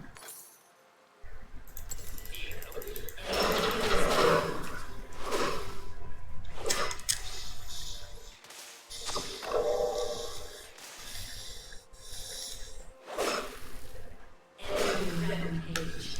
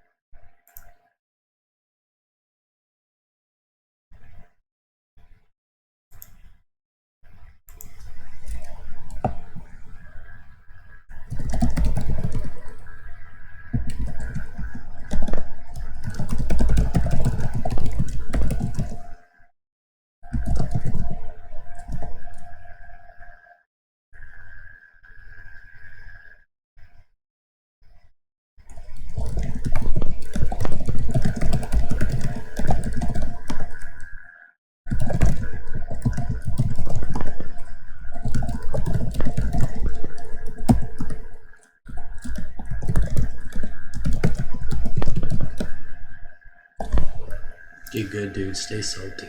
That's all I know. But dude, it was that was horrible. I should have reported, to be honest, because I think I can still report actually.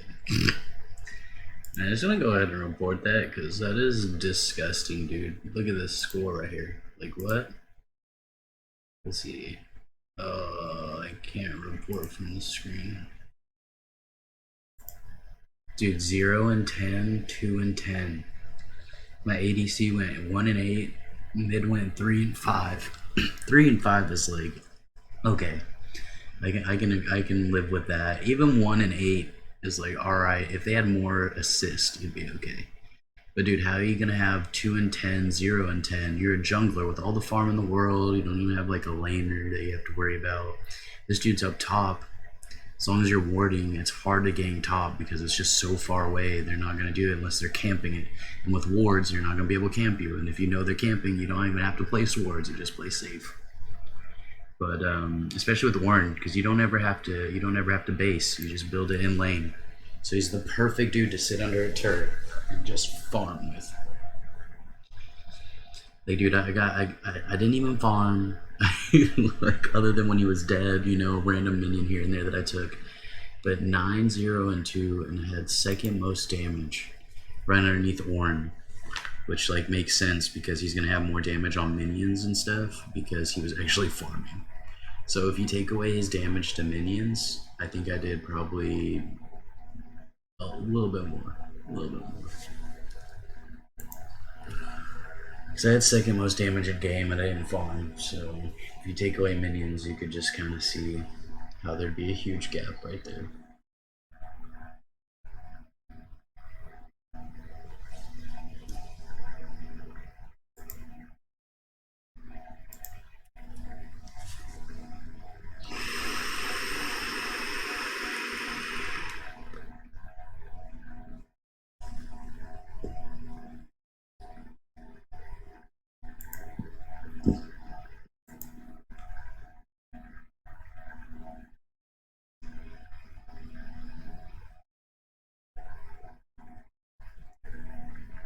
It's funny that dude asked if I was smurfing.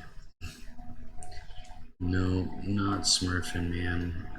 I don't really play ranked, so I can't really smurf, I guess. And honestly, this is just normal, so it's not really smurfing.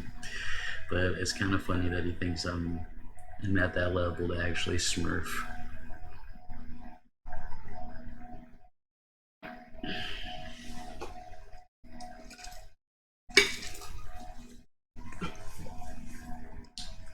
I mean, if I did get damage, if I was able to farm and like build out the way that I would build out as an AP Shaco, I probably would be about that. I probably would be a decently high level.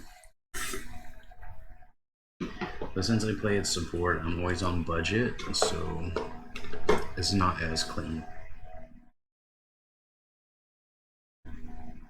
Still really clean though. That match had like over 30 deaths in it for my team, and I had 0 deaths, 9 kills. I think that was like 75% kill participation. Actually, it was probably 90% kill participation, 70% just like on me kills was how many I had. It was kind of ridiculous to go that way. I didn't see it going that way. I don't know if I want to play Shaco and Zyra. It's not ideal. But neither is Veigar, really. I like Shaco. But some people don't. And they don't understand how to play around the boxes and stuff. That's a big one too.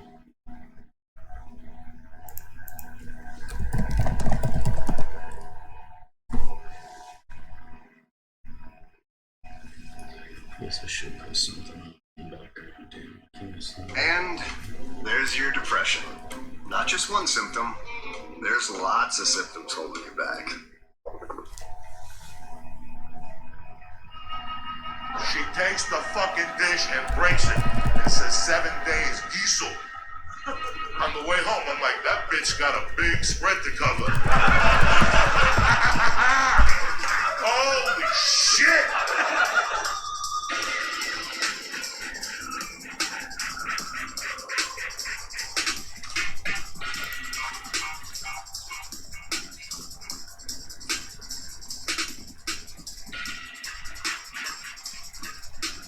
Some bit of delay, so if I don't respond right away, it'll be that, or if I'm super focused on the game as well. But welcome to the stream. I appreciate you coming and checking it out. I believe there's a slight delay. I'm not 100%.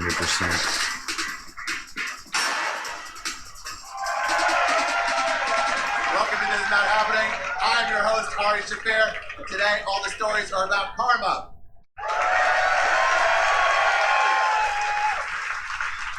He is one of the best comedians in the world, one of the best storytellers in the world. You know him from his podcast, The Church of What's Happening Now. One of my best friends in the world, Mr. Joey Coco Diaz.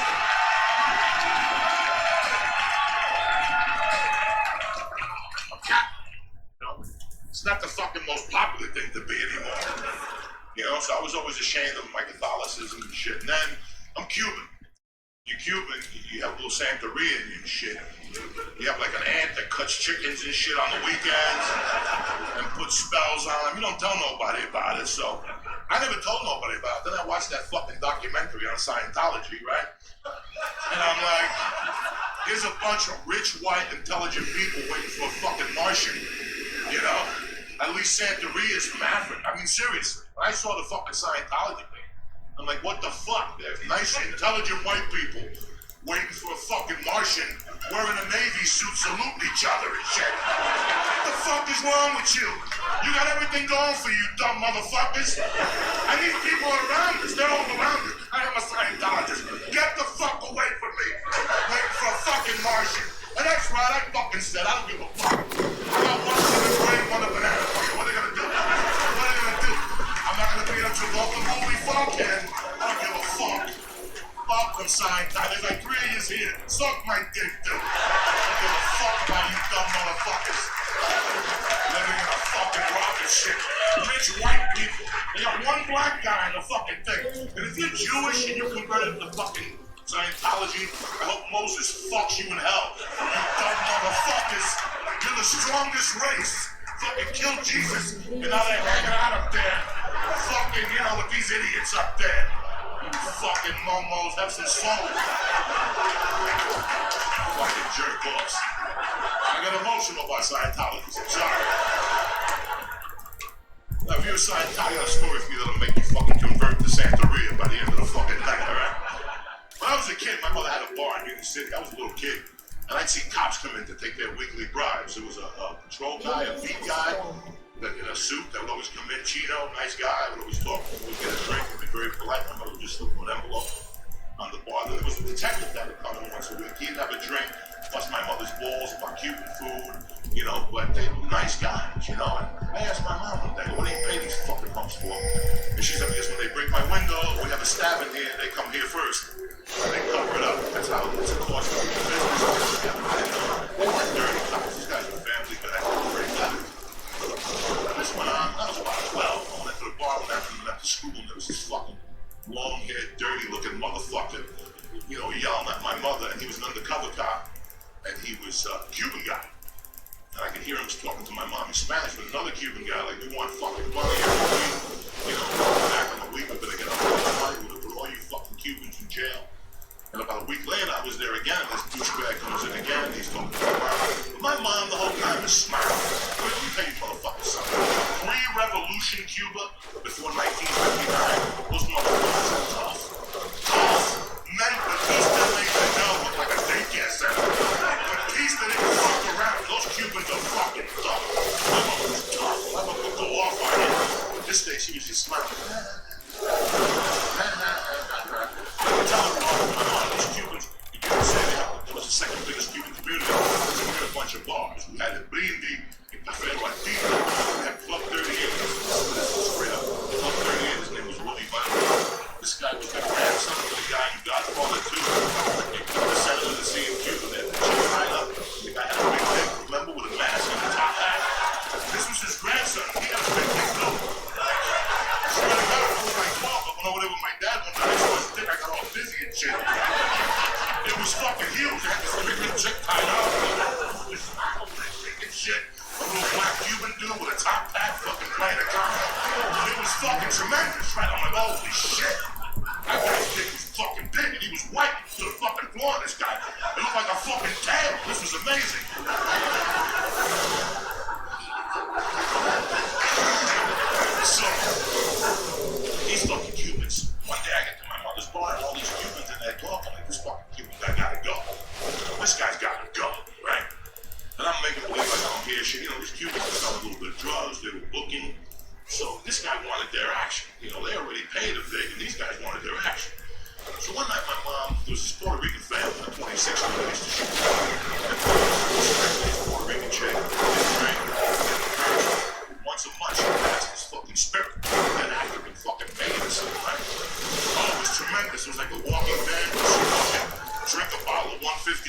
spit it out. Blowing on candles and shit, fires and shit.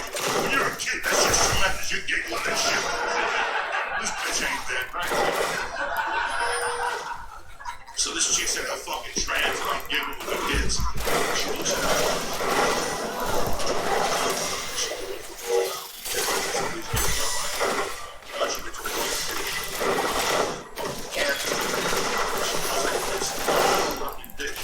Then she throws the candle that blows up like a fucking magic trick and shit. She turns the dish around.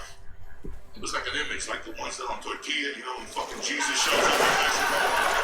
It was on a plate, it was like an image, and she goes, that's the guy that's bothering you. I don't know where. I shit my fucking pants. She takes the fucking dish and breaks it. This is 7 days diesel. On the way home, I'm like, that bitch got a big spread to cover. Holy shit! I don't say nothing. I don't fuck with that shit. I don't fuck with Italian friends and nothing. So about a week later, I go to Randall Street. I said, teachers talk about that. I'll pull through some of this bio. Do something.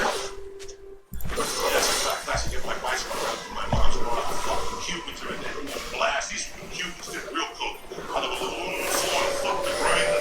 They were just putting fucking rocks in their nose and shit. I have to tell my mom, wake your nose.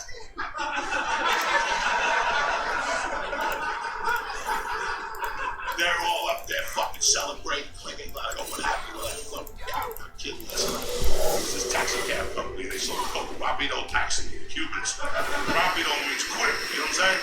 And they never had no customers. They just flew around the fucking town. So he went down there to make a collection like midnight. They got him and his partner. He shot the fuck out of that motherfucker. Shot him. Yeah, I did a good amount of damage there. They got him with fucking. So the fucking guy, they chopped him in half. And that's not even close to like what I've been able to put up. I've been able to put up closer to 35,000 plus as a support. Shaco. Very interesting stats.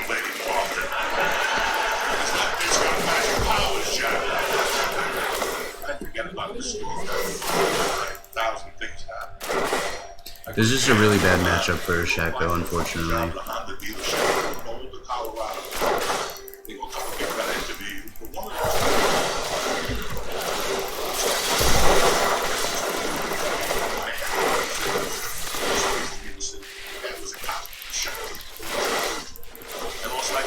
Like I saw Willie's dick all over.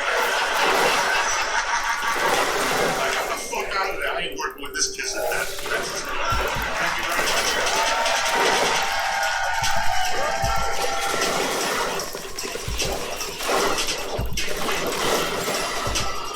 I thought he was coming in way before that. It was really late on the execution there. I thought he was gonna come in. I guess he was like clearing out the ward or something. I don't know. I thought he was gonna jump in way before that because I think we had it with my box down and everything. I think we had that one.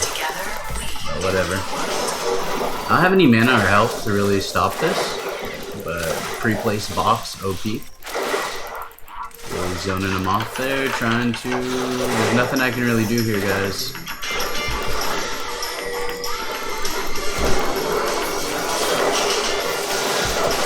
Like, I don't know what he wants us to do.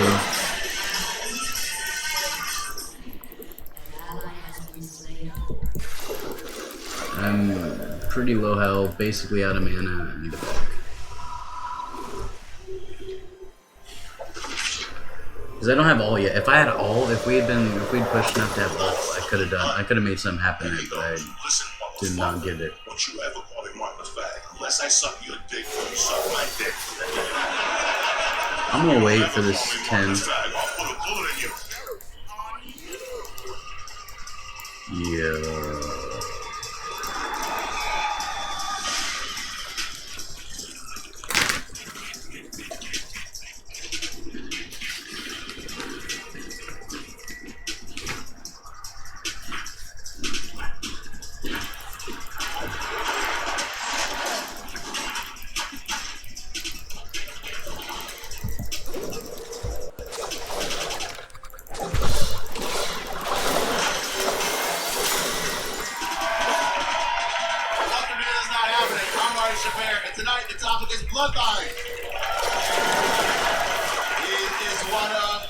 comedians in the world, one of the best storytellers in the world. You know him from his podcast, The Church of What's Happening Now.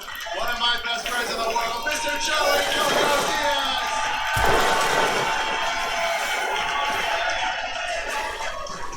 It's so funny, like that.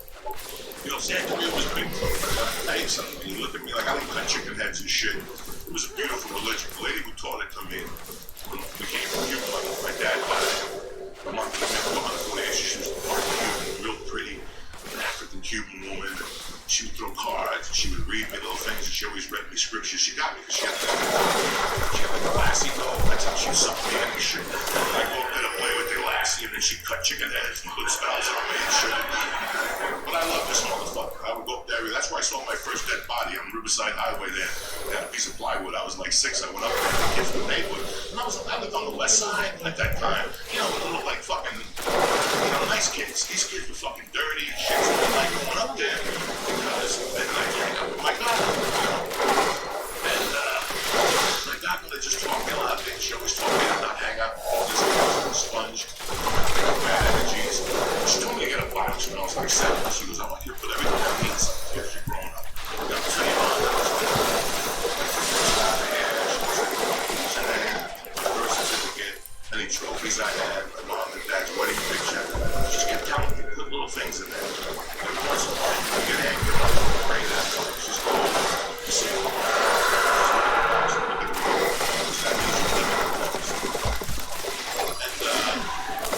I would do that to me with me.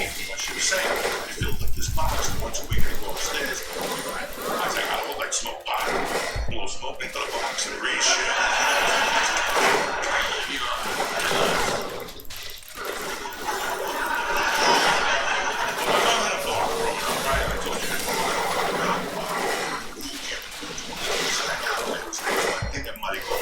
that means Martin the Fag, right? You can't say the word fag, PC people, so we call him Martin the gay guy from the story. I was a kid, Martin, when I was like 6, I didn't know what to think of him. When you're 6 and you're a young man, and then somebody says a man is gay, I didn't know, I couldn't fathom it. Right? I just knew he wasn't like everybody else. I didn't even know. He was a tough guy, you know, he was nothing to do. He was a seamstress in the daytime, he would play. But at night, it was so cold in the city, you know, CBG and shit. It's like the fucking mid-70s. This guy would fucking pop in front of me and start those poppers and shit. I didn't know how to feel about Martin until one day we were at the bar and he acted around to me. Behind him, 10 feet from me. Some guy goes over there, he's like, I'm fucking done. And he goes, listen, motherfucker, don't you ever call me Martin the Fag. Unless I suck your dick, then you suck my dick. You don't ever call me Martin the Fag. I'll put a bullet in you. But I was in direct fire. So my mother's yelling, oh, Martin, Coco's here. And he's like, fuck Coco. This is called respect. Listen, the next day I almost sucked his dick. You understand? I never saw nobody pull a gun on nobody. Never mind threatening them. Just fucking pointed at him. And he goes, I'm fucking getting you like fucking Charles Bronson. Nobody's ever pulled a gun on nobody. I mean, you know, this guy was he was a man that his sexual preference was other men. You know, and I'm gonna tell you something, there was some gay people here. He opened the door for you motherfuckers. This guy used to get beat up every fucking night in the city. He'd fight to the fucking death, that guy. I'd see him in his with black eyes and North Poppers and shit. You know, that guy was a real motherfucking gay guy. I loved Martin with all my fucking life. I would see Martin, I'd take him to movies with me. Martin would pull me aside. Be careful with Martin. Be careful, I don't want to hear no fucking stories. But I love Martin. I didn't care. I didn't fucking care at that age. I was tight with Martin. I go to his house. He'd come here about the bands he saw the Clash, the Police. He used to tell me about all this fucking music. I love Martin. So my mom died and I had that fucking box. But I knew this Italian family that ripped my Santeria box. These fucking savages, so.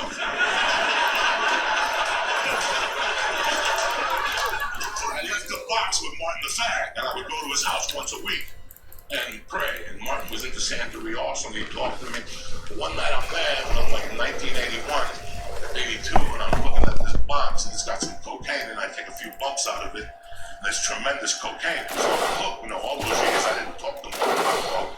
Even now I was doing coke, I wouldn't tell Martin. I was so ashamed. But I went over there looking That at dude box, was had a big salty. back blow. So like a month later, I robbed Martin. My stupidity, I robbed. Like just like a jerk off that I was since 18. I robbed.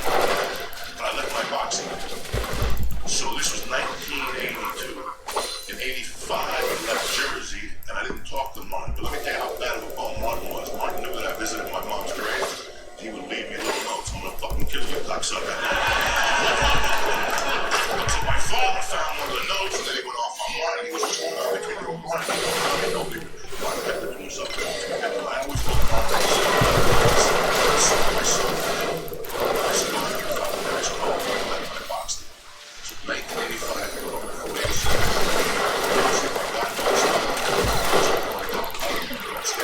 Godmother. And she's what the fuck are you talking about? I told you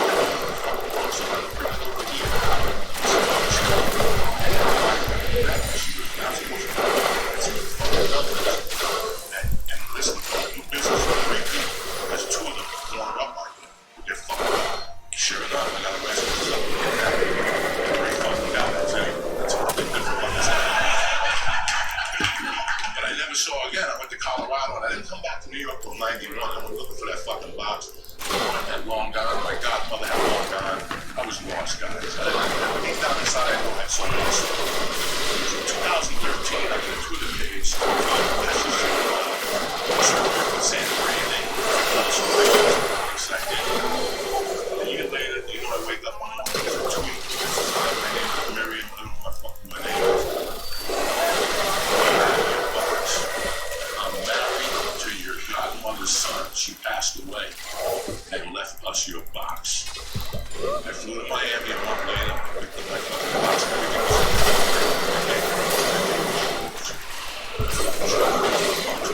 was safe. And I got my soul back.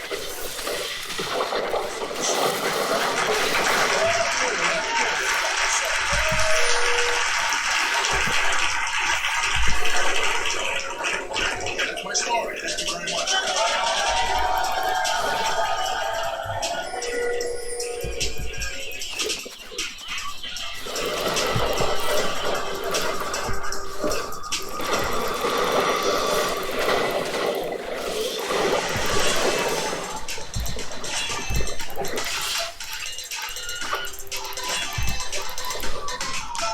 It's a mid laner.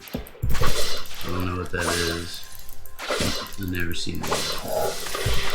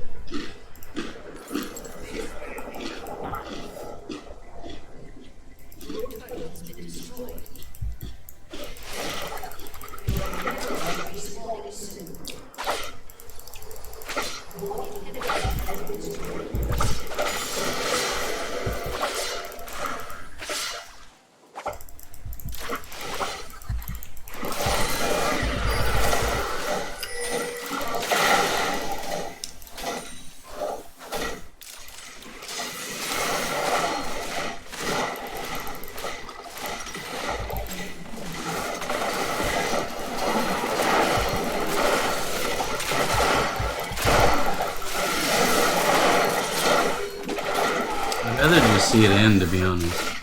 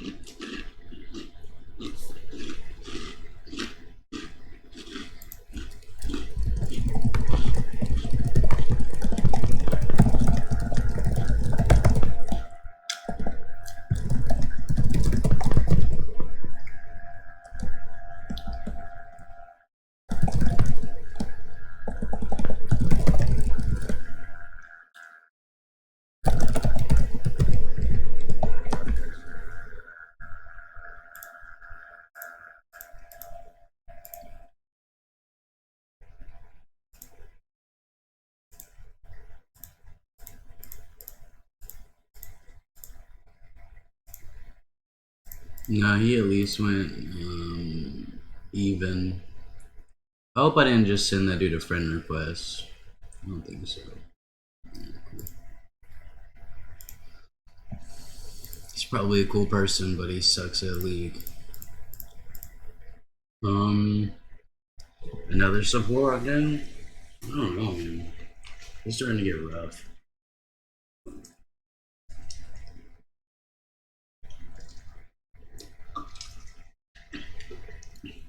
The problem with switching lanes is like you switch lanes and then bot lane ends up being the one that like feeds super hard, right? So it's like so I just want to be in that lane playing from behind already from the beginning and just make it as best as possible for the rest of the team, or do I want to like try to solo carry a game, which I probably don't really want to do.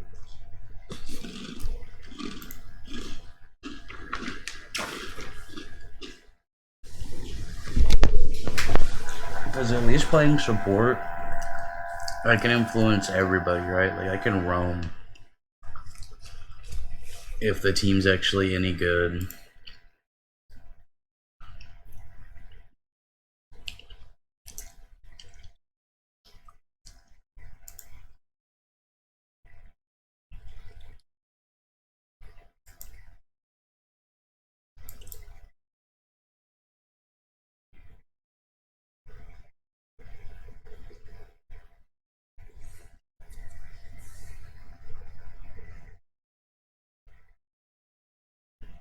Yumi's actually a really good.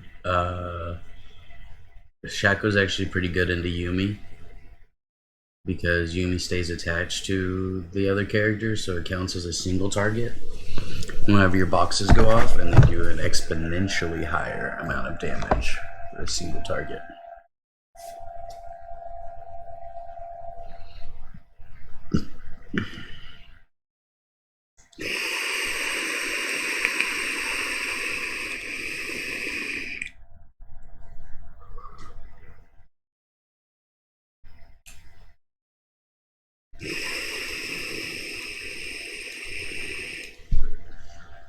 Oh, maybe I should try playing mid.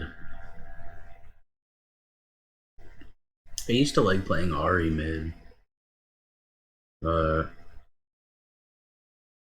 it's just too much work.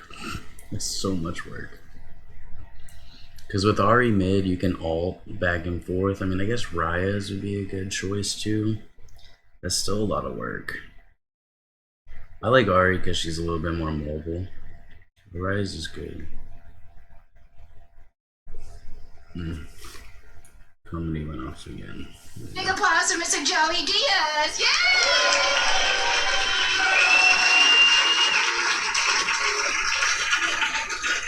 Let's keep it going for the beautiful young lady.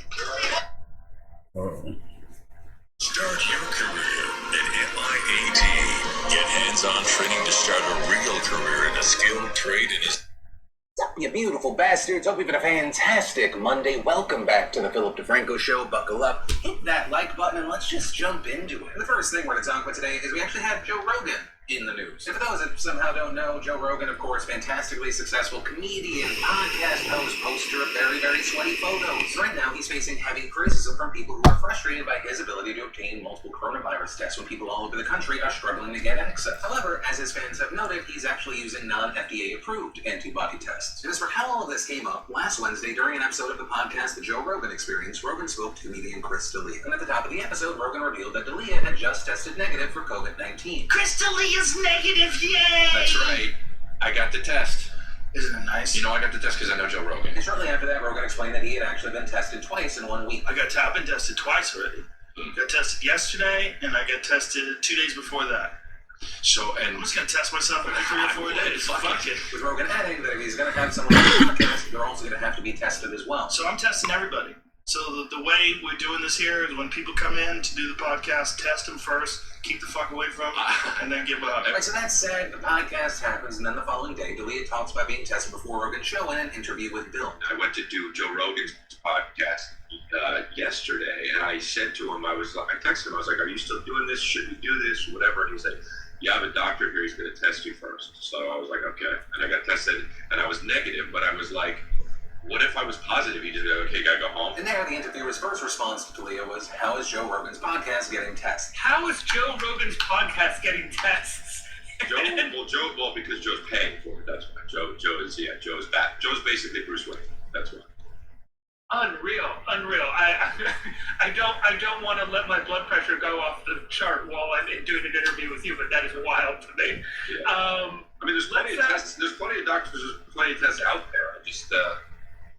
It's just, I just think that it's tough for the actual public to get some stuff. Right, so with all of this stuff with D'Elia, there's also other videos of other people getting tested. Right, so following all of this, you had a number of people taking to social media to express their frustration. But you also have people pushing back against the criticism, noting that Rogan is using non-FDA-approved tests, right? Not the test kits most commonly used in hospitals across the nation to detect active infections. And even more specifically, the doctor administering the test, Dr. Abe Malkin, is part of Concierge MD-LA, which counts itself as a premier provider of high-end, on-demand, and personalized medical care in Los Angeles. On its website, Concierge says it offers in-home coronavirus testing for $299, swab test and antibody test. And according to an interview with Vice, Dr. Malkin said that he began offering nasal swab testing several weeks ago, which was especially difficult given the widespread shortages of personal protective equipment, swabs. And now Malkin says that he's mostly administering an antibody test, which is not approved by the FDA and is used to show whether you have ever been infected with COVID-19. With Dr. Malkin telling Vice, there's about 70 companies producing antibody tests, and only one of them is FDA approved. That's Cellex. I don't know how the hell they got that contract, that they got FDA approval, but it's impossible to get those tests. And adding, I give everyone a disclaimer. It's not FDA approved. You can't use this for diagnosis. It's more for peace of mind,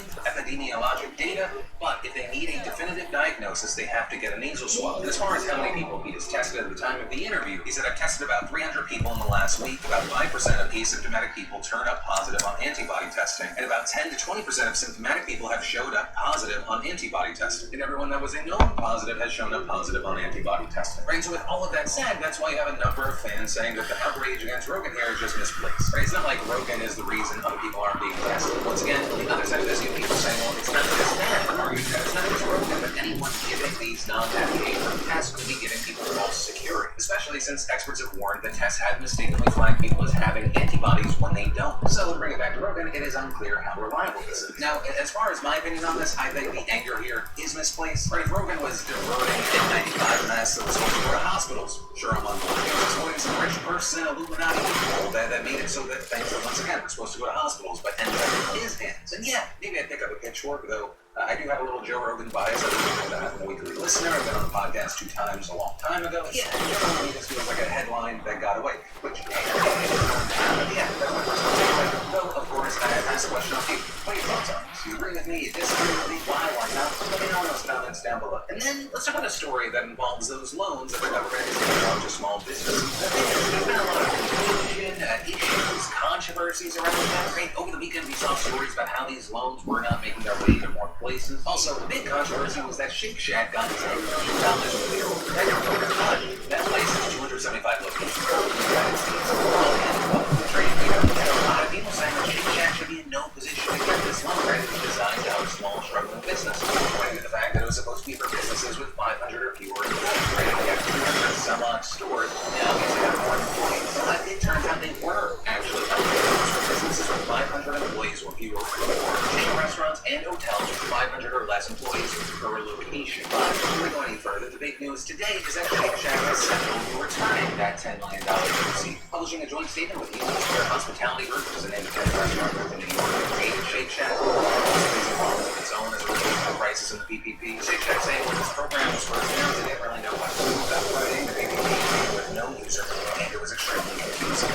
And the best chance of keeping our teams working while we have to go online and hiring back our employees would be to find anybody better time. Even with many restaurants in America employing more than 500 people per location, that meant that Shake Shack with roughly 45 employees per restaurant could and should apply to protect as many of our employees' jobs as possible. Also adding they've seen severe economic hits as a result of the virus. But on the other hand, they were more popular for USHG, who closed all of its restaurants in March and had to lay off over 2,000 employees. Right? So their position made them a little more unsure what to do. Writing since the PPP was only if employees were hired back by June, and since most USHG restaurants are based in New York City, where that timeline is unlikely to change for full-service restaurants, that application decision relied upon our conviction that one day we would be able to pay back the loan. After careful consideration, USHG opted to apply for PPP loans, taking on the risk in order to hire back laid-off employees as soon as possible. Right, so that was their the biggest situation for everyone else is that the supply was limited. Right, if you haven't already seen, it was announced that the PPP funding could run dry in less than 2 weeks. Something that then in some place, which was also something that their statement continued on, saying if this act were written for small businesses, how is it possible that so many independent restaurants whose employees needed just as much help were unable to receive funding? We now know that the first phase of the PPP was underfunded, and many who needed most haven't gotten any assistance. Which it appears is a part why Shake Shack decided to return their chunk of money. The more places and more people can really get that assistance. And we saw both Shake Shack and USHG encouraging Congress to make it easier for restaurants in need to get help in a number of ways.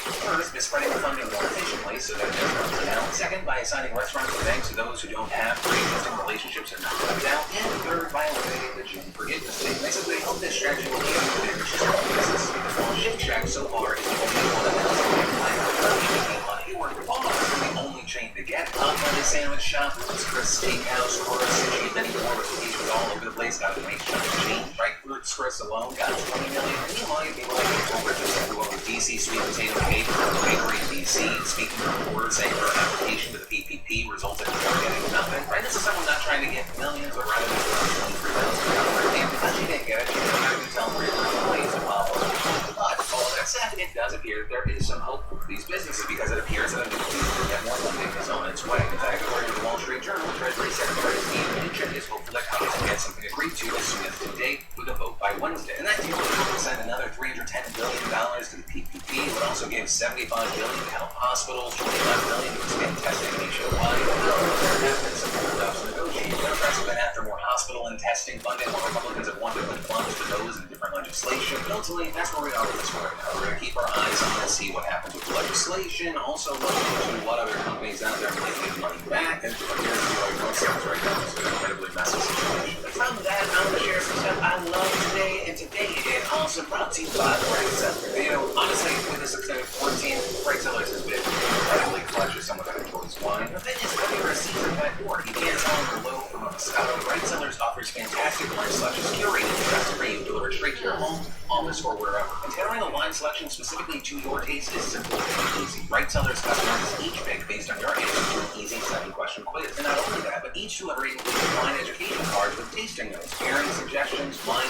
origin, and even a best serving picture for each bottle. Best of all, you don't have to leave your home. You just let the right wine recommendation. It's perfect for the afternoon date night or the daily dinner pairing. Best of all, if you just click that link down below, or if you head over to brightcellars.com/DeFranco, you take their 7-question quiz. They'll give you 50% off your first 6-bottle box. The first bit of awesome is today's show is so big that I wanted to include that it was not really a serious story today's show, but once again, there was a lot to cover today. So if you'd like me to cover that Twitch sub-shading story that was all over the place, which I still feel like it has to be a troll. Yeah, I'll put a reaction in response to that over at youtube.com/DeFrancoDoes, which, hey, it gave me a reason to use that channel after 8 months to check that out.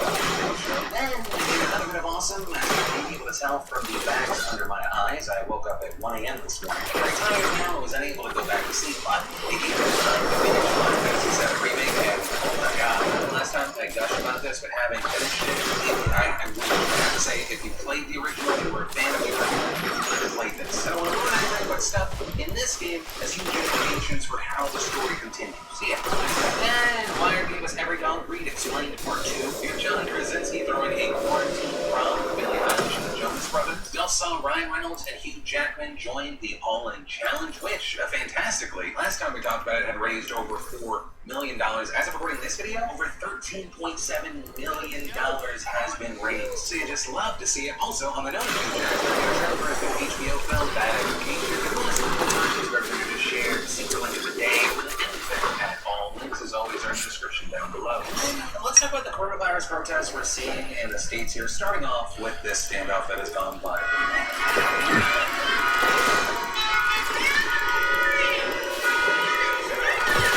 I mean, when you're losing the farm battle versus a fucking Ziggs, it's really starting to hurt me inside.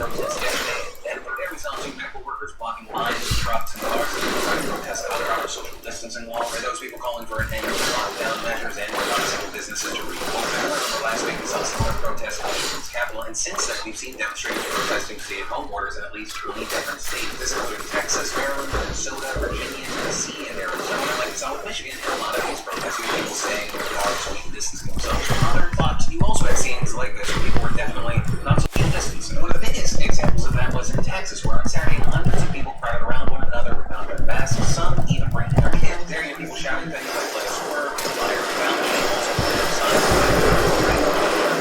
give an example of some of the mental warehouse. So, that's what I say. I think it was weird that it's still in me the initial shock of the outbreak, and it was too much. I don't even get sick hardly anyway. I'm not going to catch the virus. I'm not rubbing up on people, coughing on people in public. You know, I'm not worried about transmitting a virus that's just like another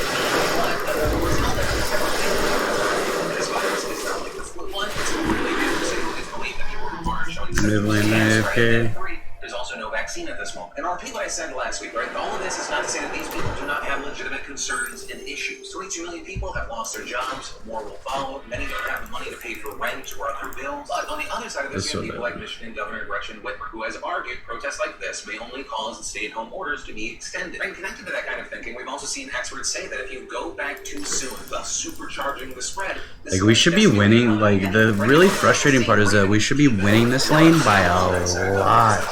Like, you don't understand that we should be, like, cheating on this lane, and we're not for some reason. Michigan and liberate Virginia. With that, we saw Washington Governor Jay Inslee criticize Trump, saying the president's statements this morning encourage illegal and dangerous acts. He's putting millions of people in danger of contracting COVID-19. His uncle ran things and calling people to quote liberate states and also lead to violence. You've seen it before. The president is using the festival and spreading lies. Even while his own administration says the virus. You see what I'm saying? Like, something like that. It should be so easy to just shit on this lane. To the protesters saying that some governors had enacted You're allowed to protest. They feel that my rights to protest, and they were all 6 feet apart. It was a very group of people. You know, some have gone too far. Some governors have gone too far. Some of the things that happened are maybe not so good. I think in the end it's not going to matter because we're starting up in our states, and I think they're going to open up very well. And on the complete opposite end of this, we've also seen states start to reopen. Thirdly, Florida Governor Ron DeSantis giving the green light to some cities and communities to reopen their beaches. People aren't allowed Sunday, they can still walk, swim, and even fish. With that, on Saturday, we saw people just walk into the beach. One of the biggest examples being it was just crowded. And then, of course, with this, we've seen a lot of pushback. And that is because the same day that decision was made, Florida recorded a record number of cases. But also, Florida's not the only state in the process of reopening. We have Minnesota there. We saw Governor Tim Walz signing a executive order reopening recreational businesses like golf courses and bait shops. Also, New York, Connecticut, New Jersey, and also Texas, which is expected to lift some restrictions later this week by allowing Governor Greg Abbott Coleman and retail to go. They basically need to not send businesses to the they won't allow anyone to actually shop in the super. Also, regarding the time all of this comes, the governor's oversized Trump for not doing enough to help states when it comes to testing, including providing things like swabs, reagents, and other chemical solutions required to run tests. Right now, the United States has been averaging about 146,000 tests a day. But state officials and public health experts have said that is not enough, arguing that the number needs to be several hundred thousand or even millions each day. And on this topic, last week, researchers at Harvard estimated that in order to ease restrictions, testing needs to triple its current pace. But at the same time, though, Trump has said that the governors are responsible for testing, and also saying the United States has the most robust, advanced, and accurate testing system anywhere in the world. However, later we saw Maryland Governor Larry Hogan pushing back against those claims. They're trying to push this off to say that the governors have plenty of testing and they should just get to work on testing. Now, when we aren't doing our job, it's just absolutely false. Every governor in America has been pushing and fighting and clawing to get more tests, not even in the federal government, but every private lab in America and from all across the world. Well, Sovereign Virginia Governor position Ralph Northam has been fighting for testing. It's not a straightforward test.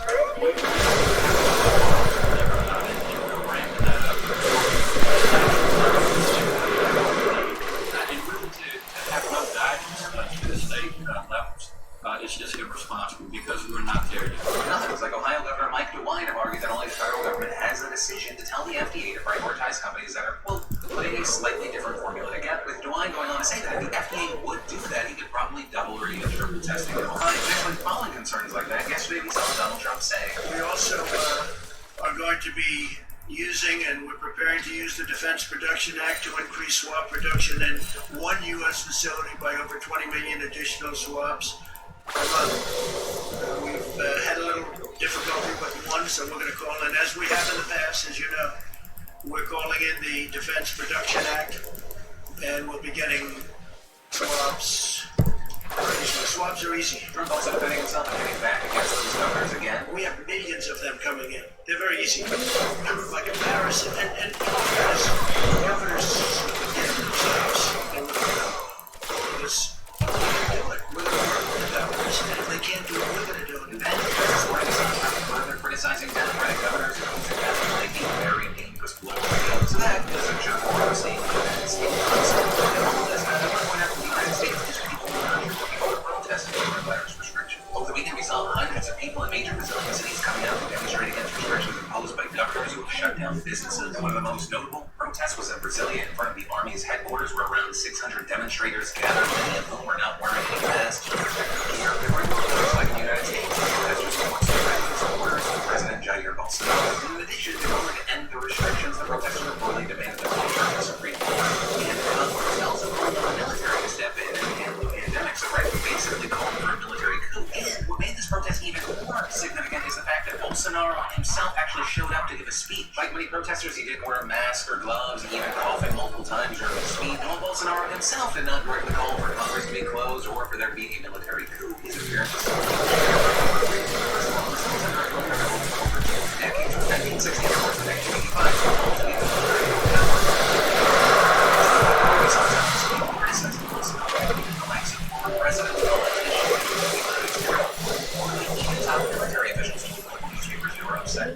Another reason this is significant is because it's part of Bolsonaro's continued efforts to manipulate the coronavirus and actively defy his government. Even though Brazil has the highest number of confirmed cases in all of Latin America, with over 39,000 cases and 2,500 deaths as of this afternoon. But besides that, not only has Bolsonaro openly opposed lockdowns imposed by governors, which he has ironically called dictatorial, he's also gone against social distancing measures advised by both the and Brazil's health ministry in this time. The last few weeks, he stepped up his public appearances, meeting with supporters and protesters, as well as business owners and others. Also, on Thursday, he fired his health minister just because he had urged Brazilians to socially distance and stay inside.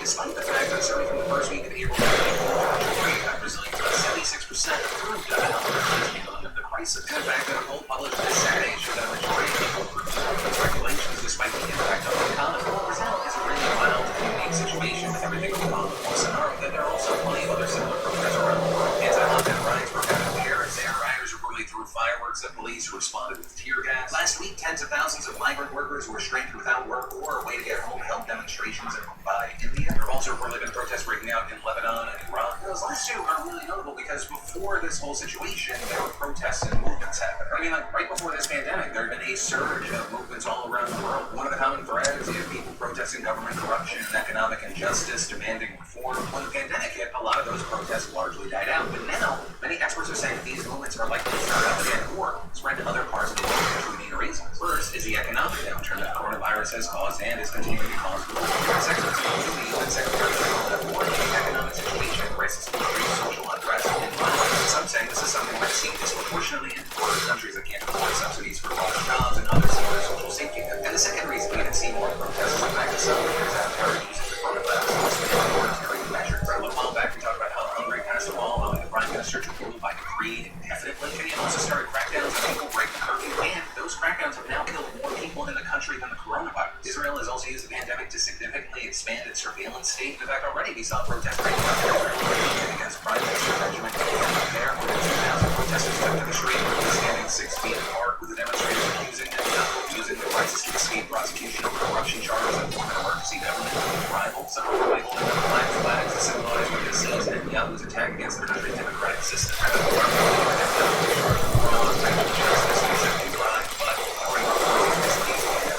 Gain more control of their judicial appointments and assurances that he can remain in office even if he gives up the prime minister's job and a power sharing arrangement.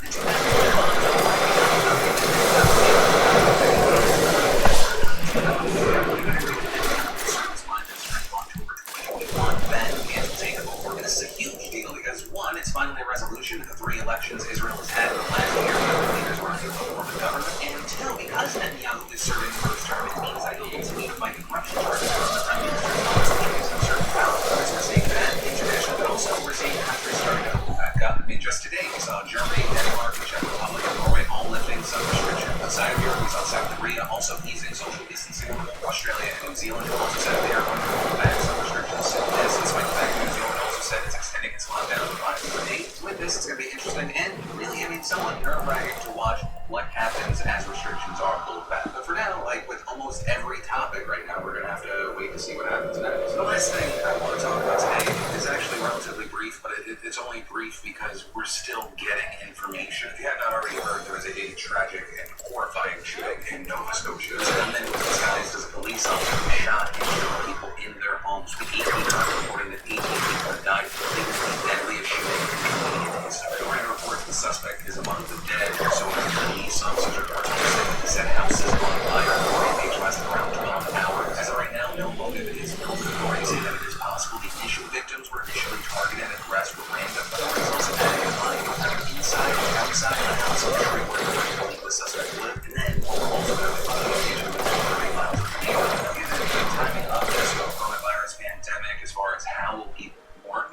Prime Minister Justin Trudeau say, The pandemic will prevent us from mourning together in person, but a vigil will be held virtually to celebrate the lives of the victims. That vigil is set to be held online on Friday, with Trudeau also saying, I know that the vast majority of Nova Scotians will have a direct link with one or more of the many victims, and the entire province and the entire country is grieving right now as we come to grips with something that is absolutely unimaginable. Also, I will say something I was happy to see. Justin Trudeau also requested that the media the suspect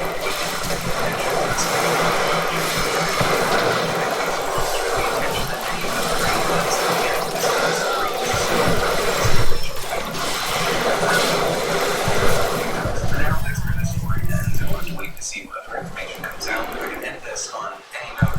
Two final things. One, my thoughts, my well wishes, my love to all of those affected by this. And secondly, with this horrific tragedy, but also in a time that we're living in, I think it's more important than ever that we tell the people we love while we have them that we appreciate them, because these are uncertain times for a number of reasons. We're turning a lot of different corners and not knowing what's going to be in front of us. I know a lot of people are self-quarantining right now, but there's a lot of different ways to love the ones you got while you have them. Unfortunately, on that sad note, that is where we're going to end today's show. And hey, if you like this video, you like the way that I dive into the news, hit us with a like. Also, if you're new here, definitely subscribe, tap that bell to turn on notifications so you don't miss this daily show. Also, if you're looking forward to watch right now, we got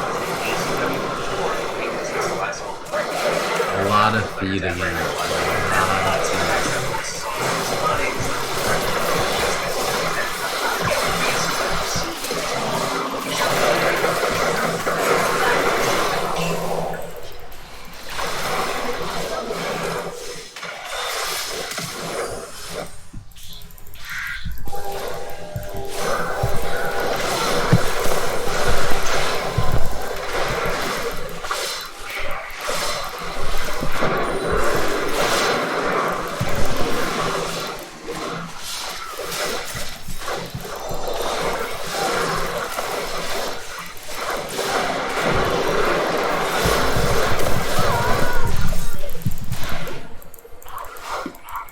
Kept clicking it and when it go up.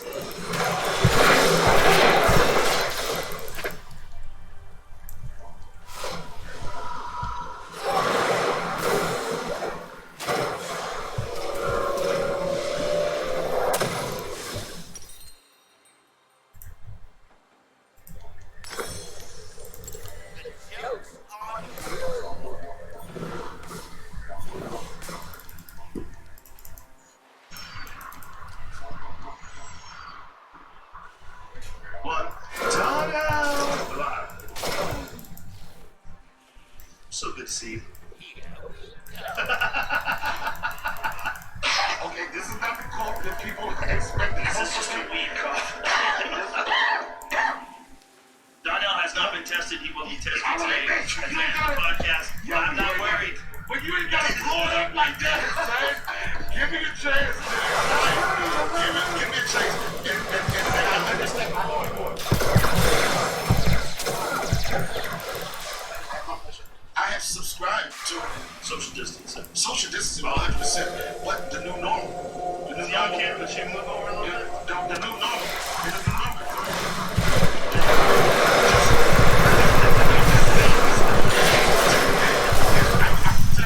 Protect myself from me, to you, and I love you, and I know that we have a certain amount of trust factor, but this 19 shit is kind of dead. Trustworthy. You are just Man, you think, this is, well, first of all, I think what's really important for everybody right now is to strengthen your immune system. First of all, can I tell you something? You look like you lost weight. Thank you. Maybe like 5 pounds. Yeah, your but I face. feel good. Thank you. Yeah. Should I?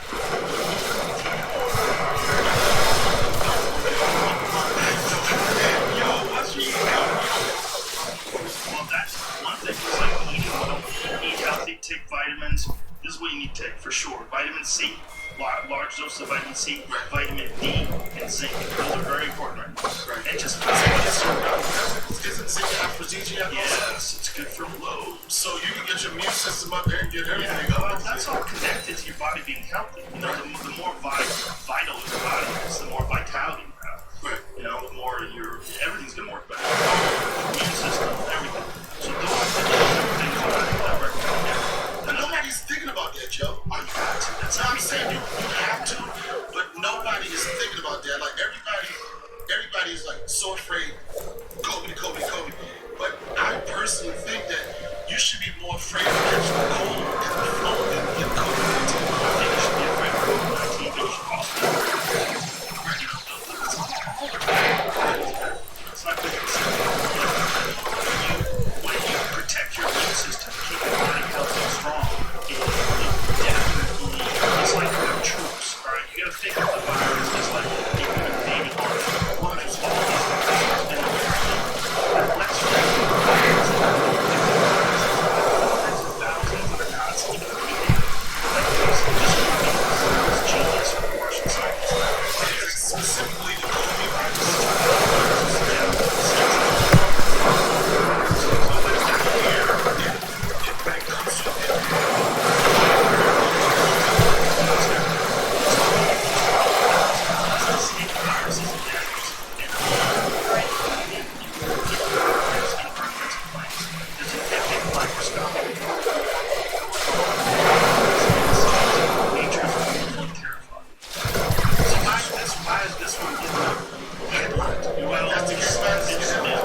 It's a novel coronavirus, meaning no one has an immune system for it. No one has developed immunity.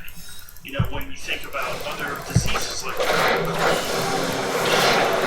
different flus, like we've had flus, people have a certain amount of immunity. You get flu shots. You get a flu shot, it gives you an immunity to a certain amount. Even when they get the flu shot wrong, apparently, because sometimes they guess the wrong flu strain, it still has enough of what a flu is to protect you somewhat.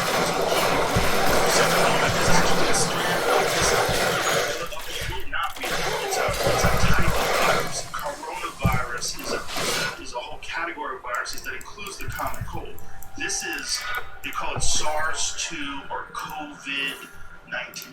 And this is a new one. So then the problem with this is no one knows how it gets spread.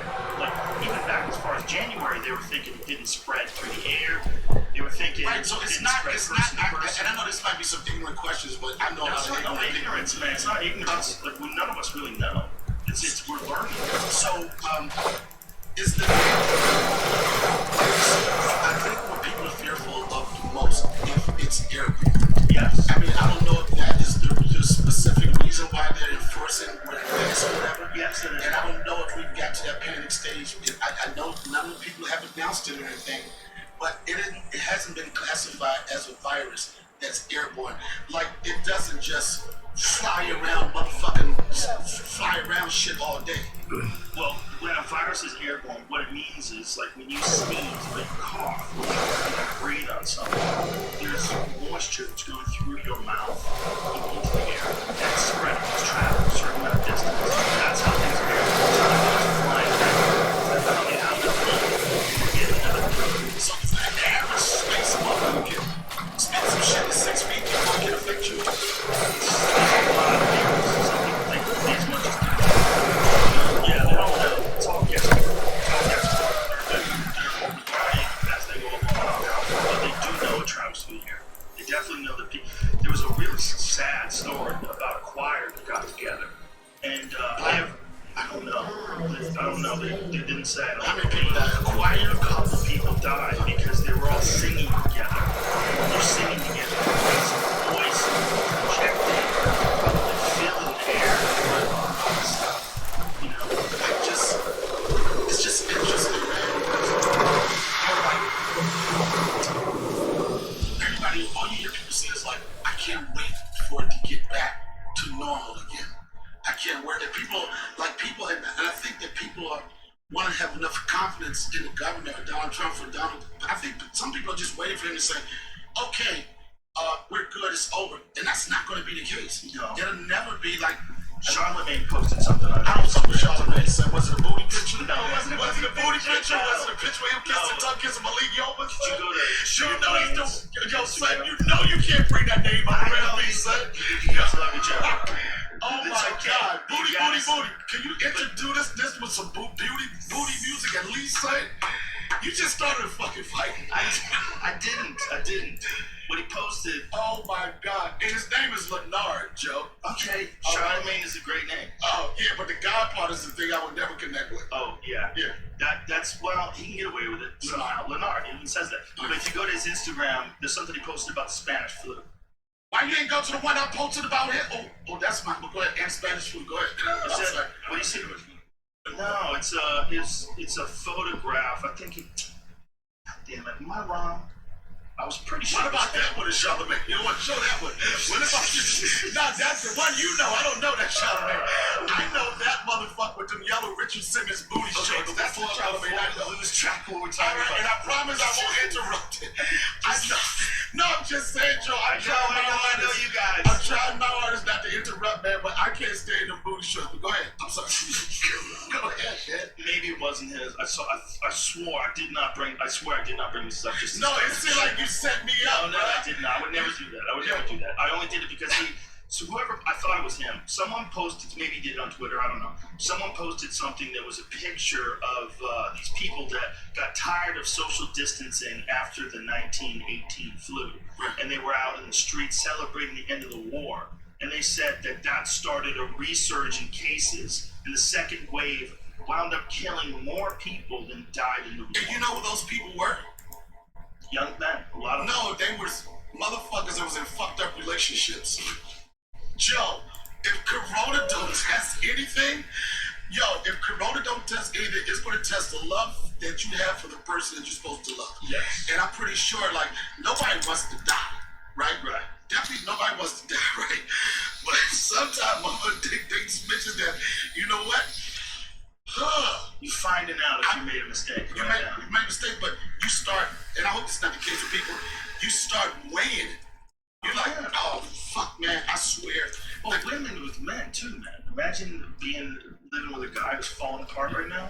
Falling apart, and when they're health-wise or just mixing in their life? Just, like, if you're together in a house 24/7, and, you're falling apart as far as, like, the way you're handling this. Like, some people can just accept, okay, this is a new normal. This is what there's people. So you talking about the bitch? Fuck this! Open the fucking government back up. Right. There's people that are freaking out right now. Right. And there's people that have points, and there's people that don't have points. But men and women, like, everybody's a mess right now. But you're absolutely right. And this is what, and I know you got it. You're a fan of David. You know what I'm saying? David and David Goggins. Oh, love him. You know what I'm saying? Like, I agree with you. Like, you have different mindsets with something like this. Yeah. You have the mindset of like, oh, fuck, what am I going to do? How am I going to get money? Fuck, oh my God, I only can survive off of 1 week. Somebody please help me. Yes. You got that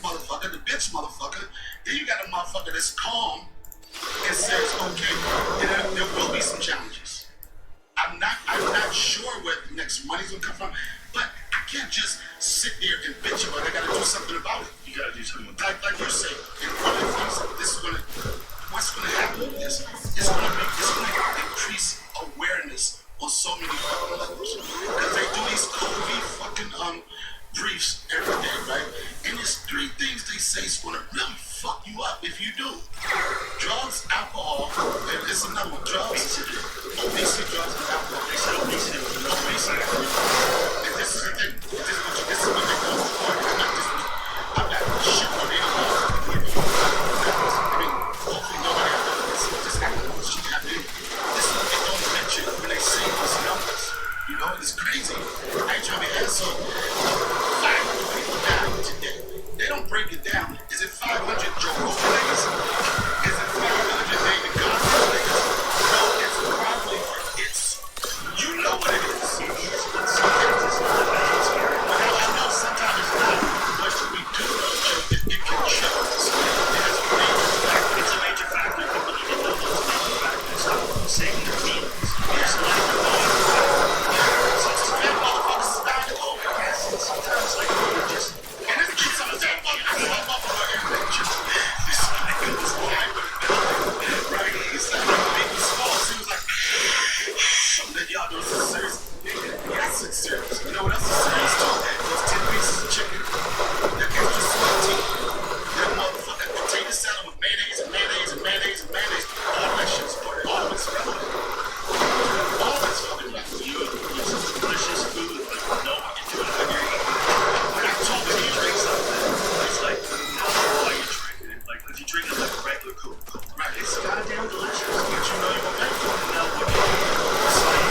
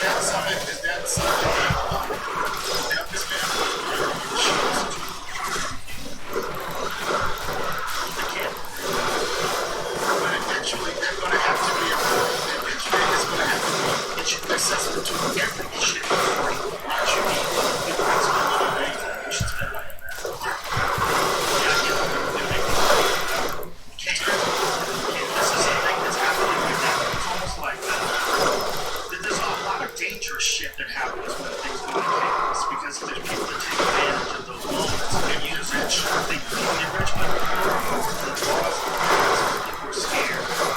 Those laws can like be, they could sneak something in where they ban encryption, or they sneak something in where they stop digital currencies that are controlled by some control.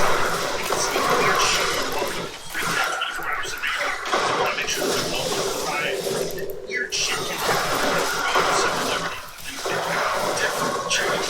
This is a weird time, you know, but this is where we're at. This is life. You just gotta accept it. There's something like this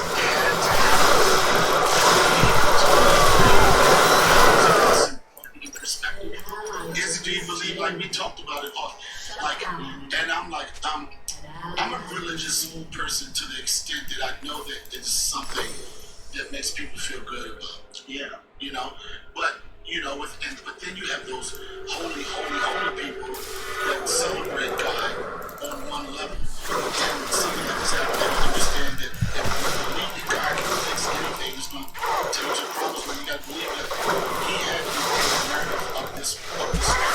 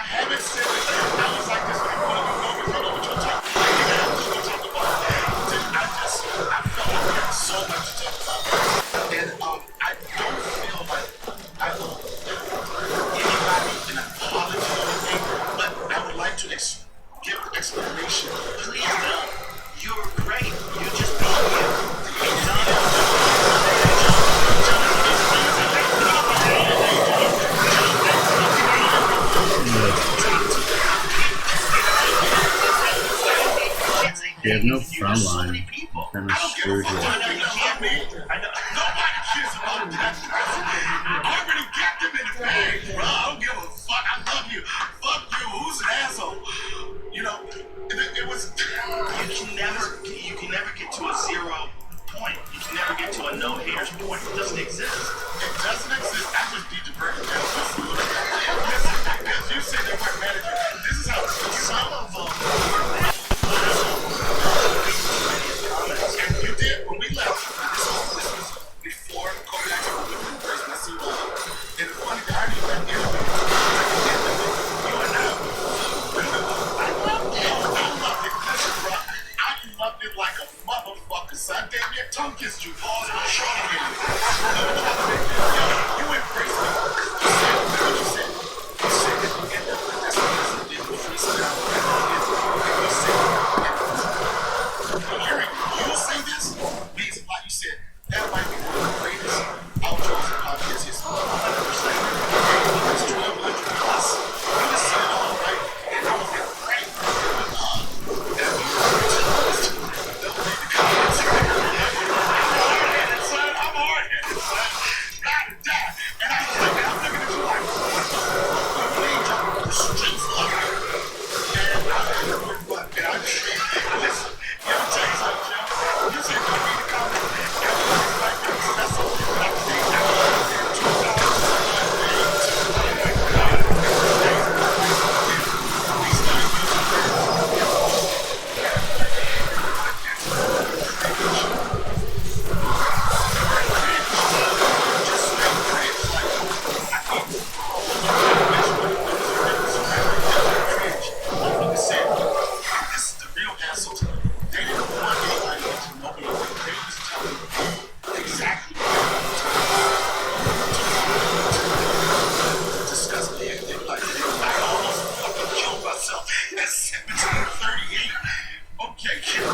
get 16 minutes before we get there.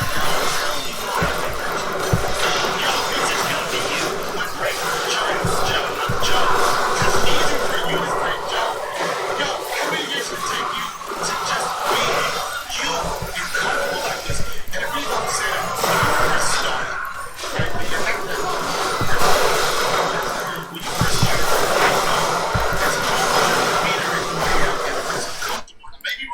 it's comfortable of saying, fuck them, don't worry about them. I know that could not have been your beginning. You had to have had, and I may be wrong, you had to like, okay, what that person saying, what they mean. Donnell, I think I have brain damage. From what? From getting hit in the head. And I don't think I worry about the same things that people worry about. Right, you're absolutely right, because that's a real possibility, right? You know me. That might be real, right? There might be something going on there. But it's also, I so your whole career money, and I just never did stand up. And it was free.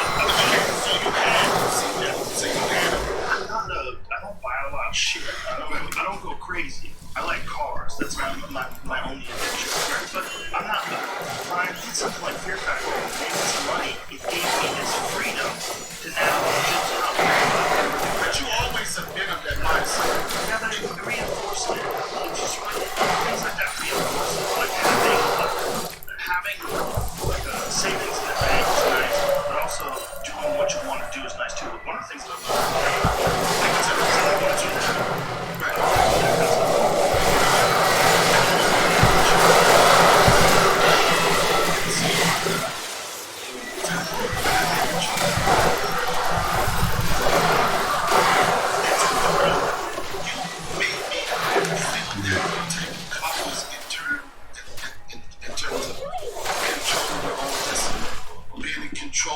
Of your own shit, and this is what you want to do. Because I talk to you about every time I get an idea, I hit you like, what do you think about this TV show?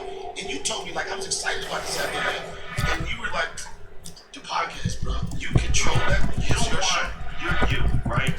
Like you're you at your best when you're just having fun, being you. And no one's gonna allow you to do that. These producers are gonna get greasy.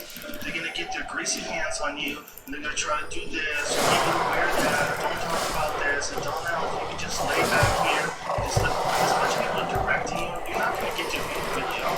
You gotta do it by yourself. And also, where'd you find that? I didn't try to get you in your own show, but where did you film it? Because I saw Tom Brady, and this was like, I don't know if this was considered the greatest technology, the whole thing, and you were like breaking it down. It's weird for me to hear you breaking down the future to somebody that was actually doing it. And you said, you got to figure out how you make money. yeah, but you also gotta keep it the way it is, where no one's fucking with it. When I went to Tom Brady's house, he just had these wires. Like, this is 2007. And when I realized that time later, I'm like, what the fuck? They going live? He was talking to me. That was dial-up.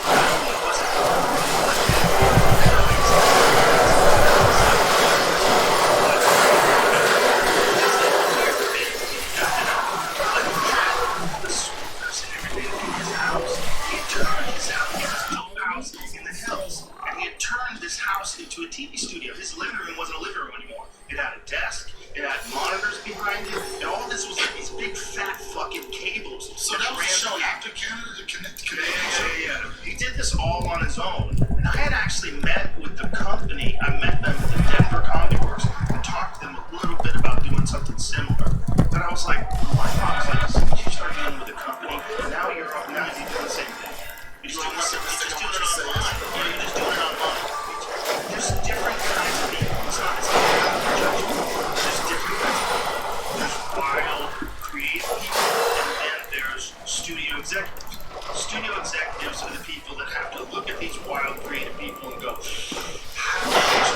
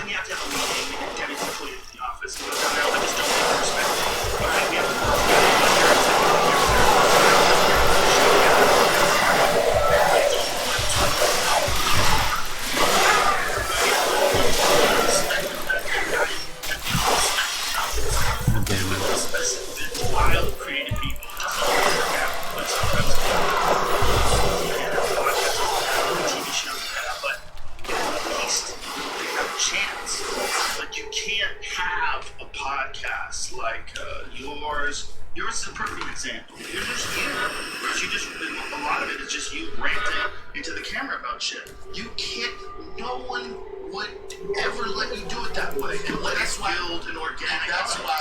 And that's why when you were trying to tell me the beauty of it, I wasn't understanding it. When nothing was up on that time, I was like, all right, motherfucker, when do the money kick in? You know what I'm saying? Like, I understand that. You was like, yeah, Donnell's gonna be one. I was like this.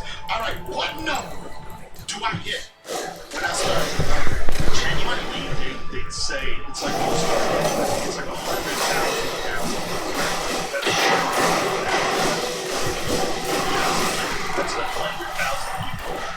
And as long as you pick your products carefully, I definitely. I'm good, man. Right now, I'm got dick pills.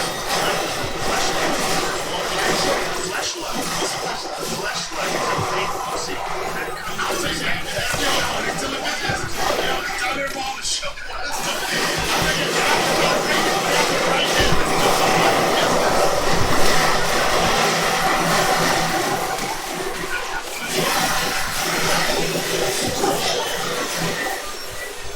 You can't get close enough. They just freaking run away because there's no one in the front line. Like, it's just not gonna work. You want to sell anything because I'm gonna tell you, man, when I really just said, and I wasn't concerned. I wasn't thinking about where am I going to make the podcast. First thing I was thinking about, can I do a good podcast? You told me the most important thing is consistency. Yeah, you got to get the reps in. You know, motherfucker, you got a good podcast and don't come out. You got to make people look forward to it. Yeah. So if you do it every week, once a week, twice a week, whatever you do, then people like, there's a bunch of podcasts that I subscribe to that I like. They come out on Monday. I look forward to check it out. You know, as much as I'm getting now. So, yeah, you push me on your talk shit. You was talking shit to me, and I was trying to figure out the fake. And I know it. I was like, man, I see this motherfucker one time in the car street. This motherfucking thing. That shut up factor. But going to it, but I knew I was right. I knew I was like, John, what the fuck you doing? I knew it was right. I was serious. And I was there. You know, and I was like, yeah, that's my son's hair right there, son. That's my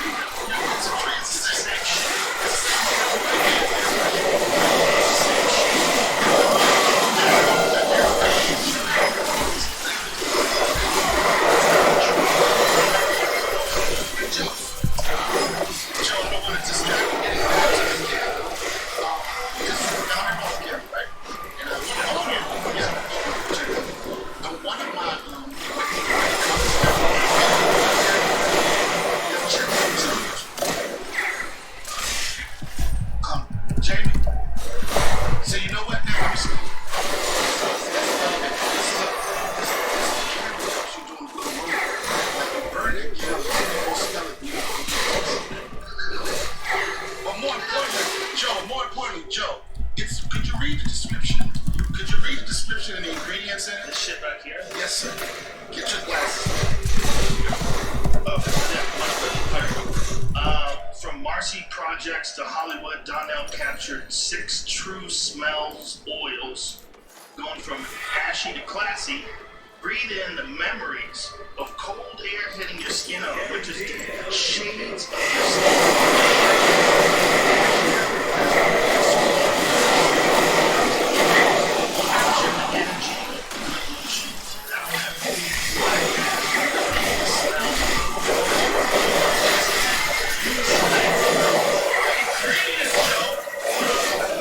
What's that? Bergamot? Bergamot? I don't know what that is. You know what that is? Bergamot? We don't. Sandalwood, I've heard of that. Musk, Elon, lavender, jasmine, and ambergris. Ambergris? Ambergris. Amber. You know that? And this, okay, ambergris. This is where because I have a really professional person that does this thing like ambergris, and I was talking to somebody that's really helping nothing to this stuff. This is what I heard ambergris was at first. It was sperm from a whale. I don't know what this is.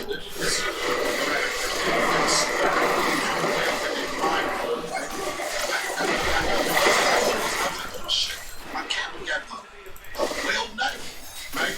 But it's not that. It's the byproduct.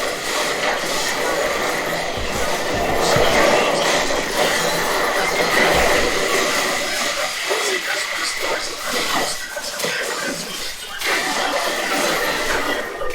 Who was jerking? Who was 60,000?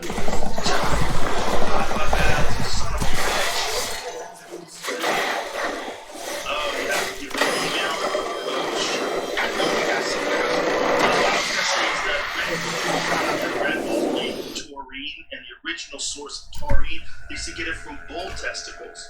Really? They were bull nuts. Yeah, like Hitler apparently was into taurine.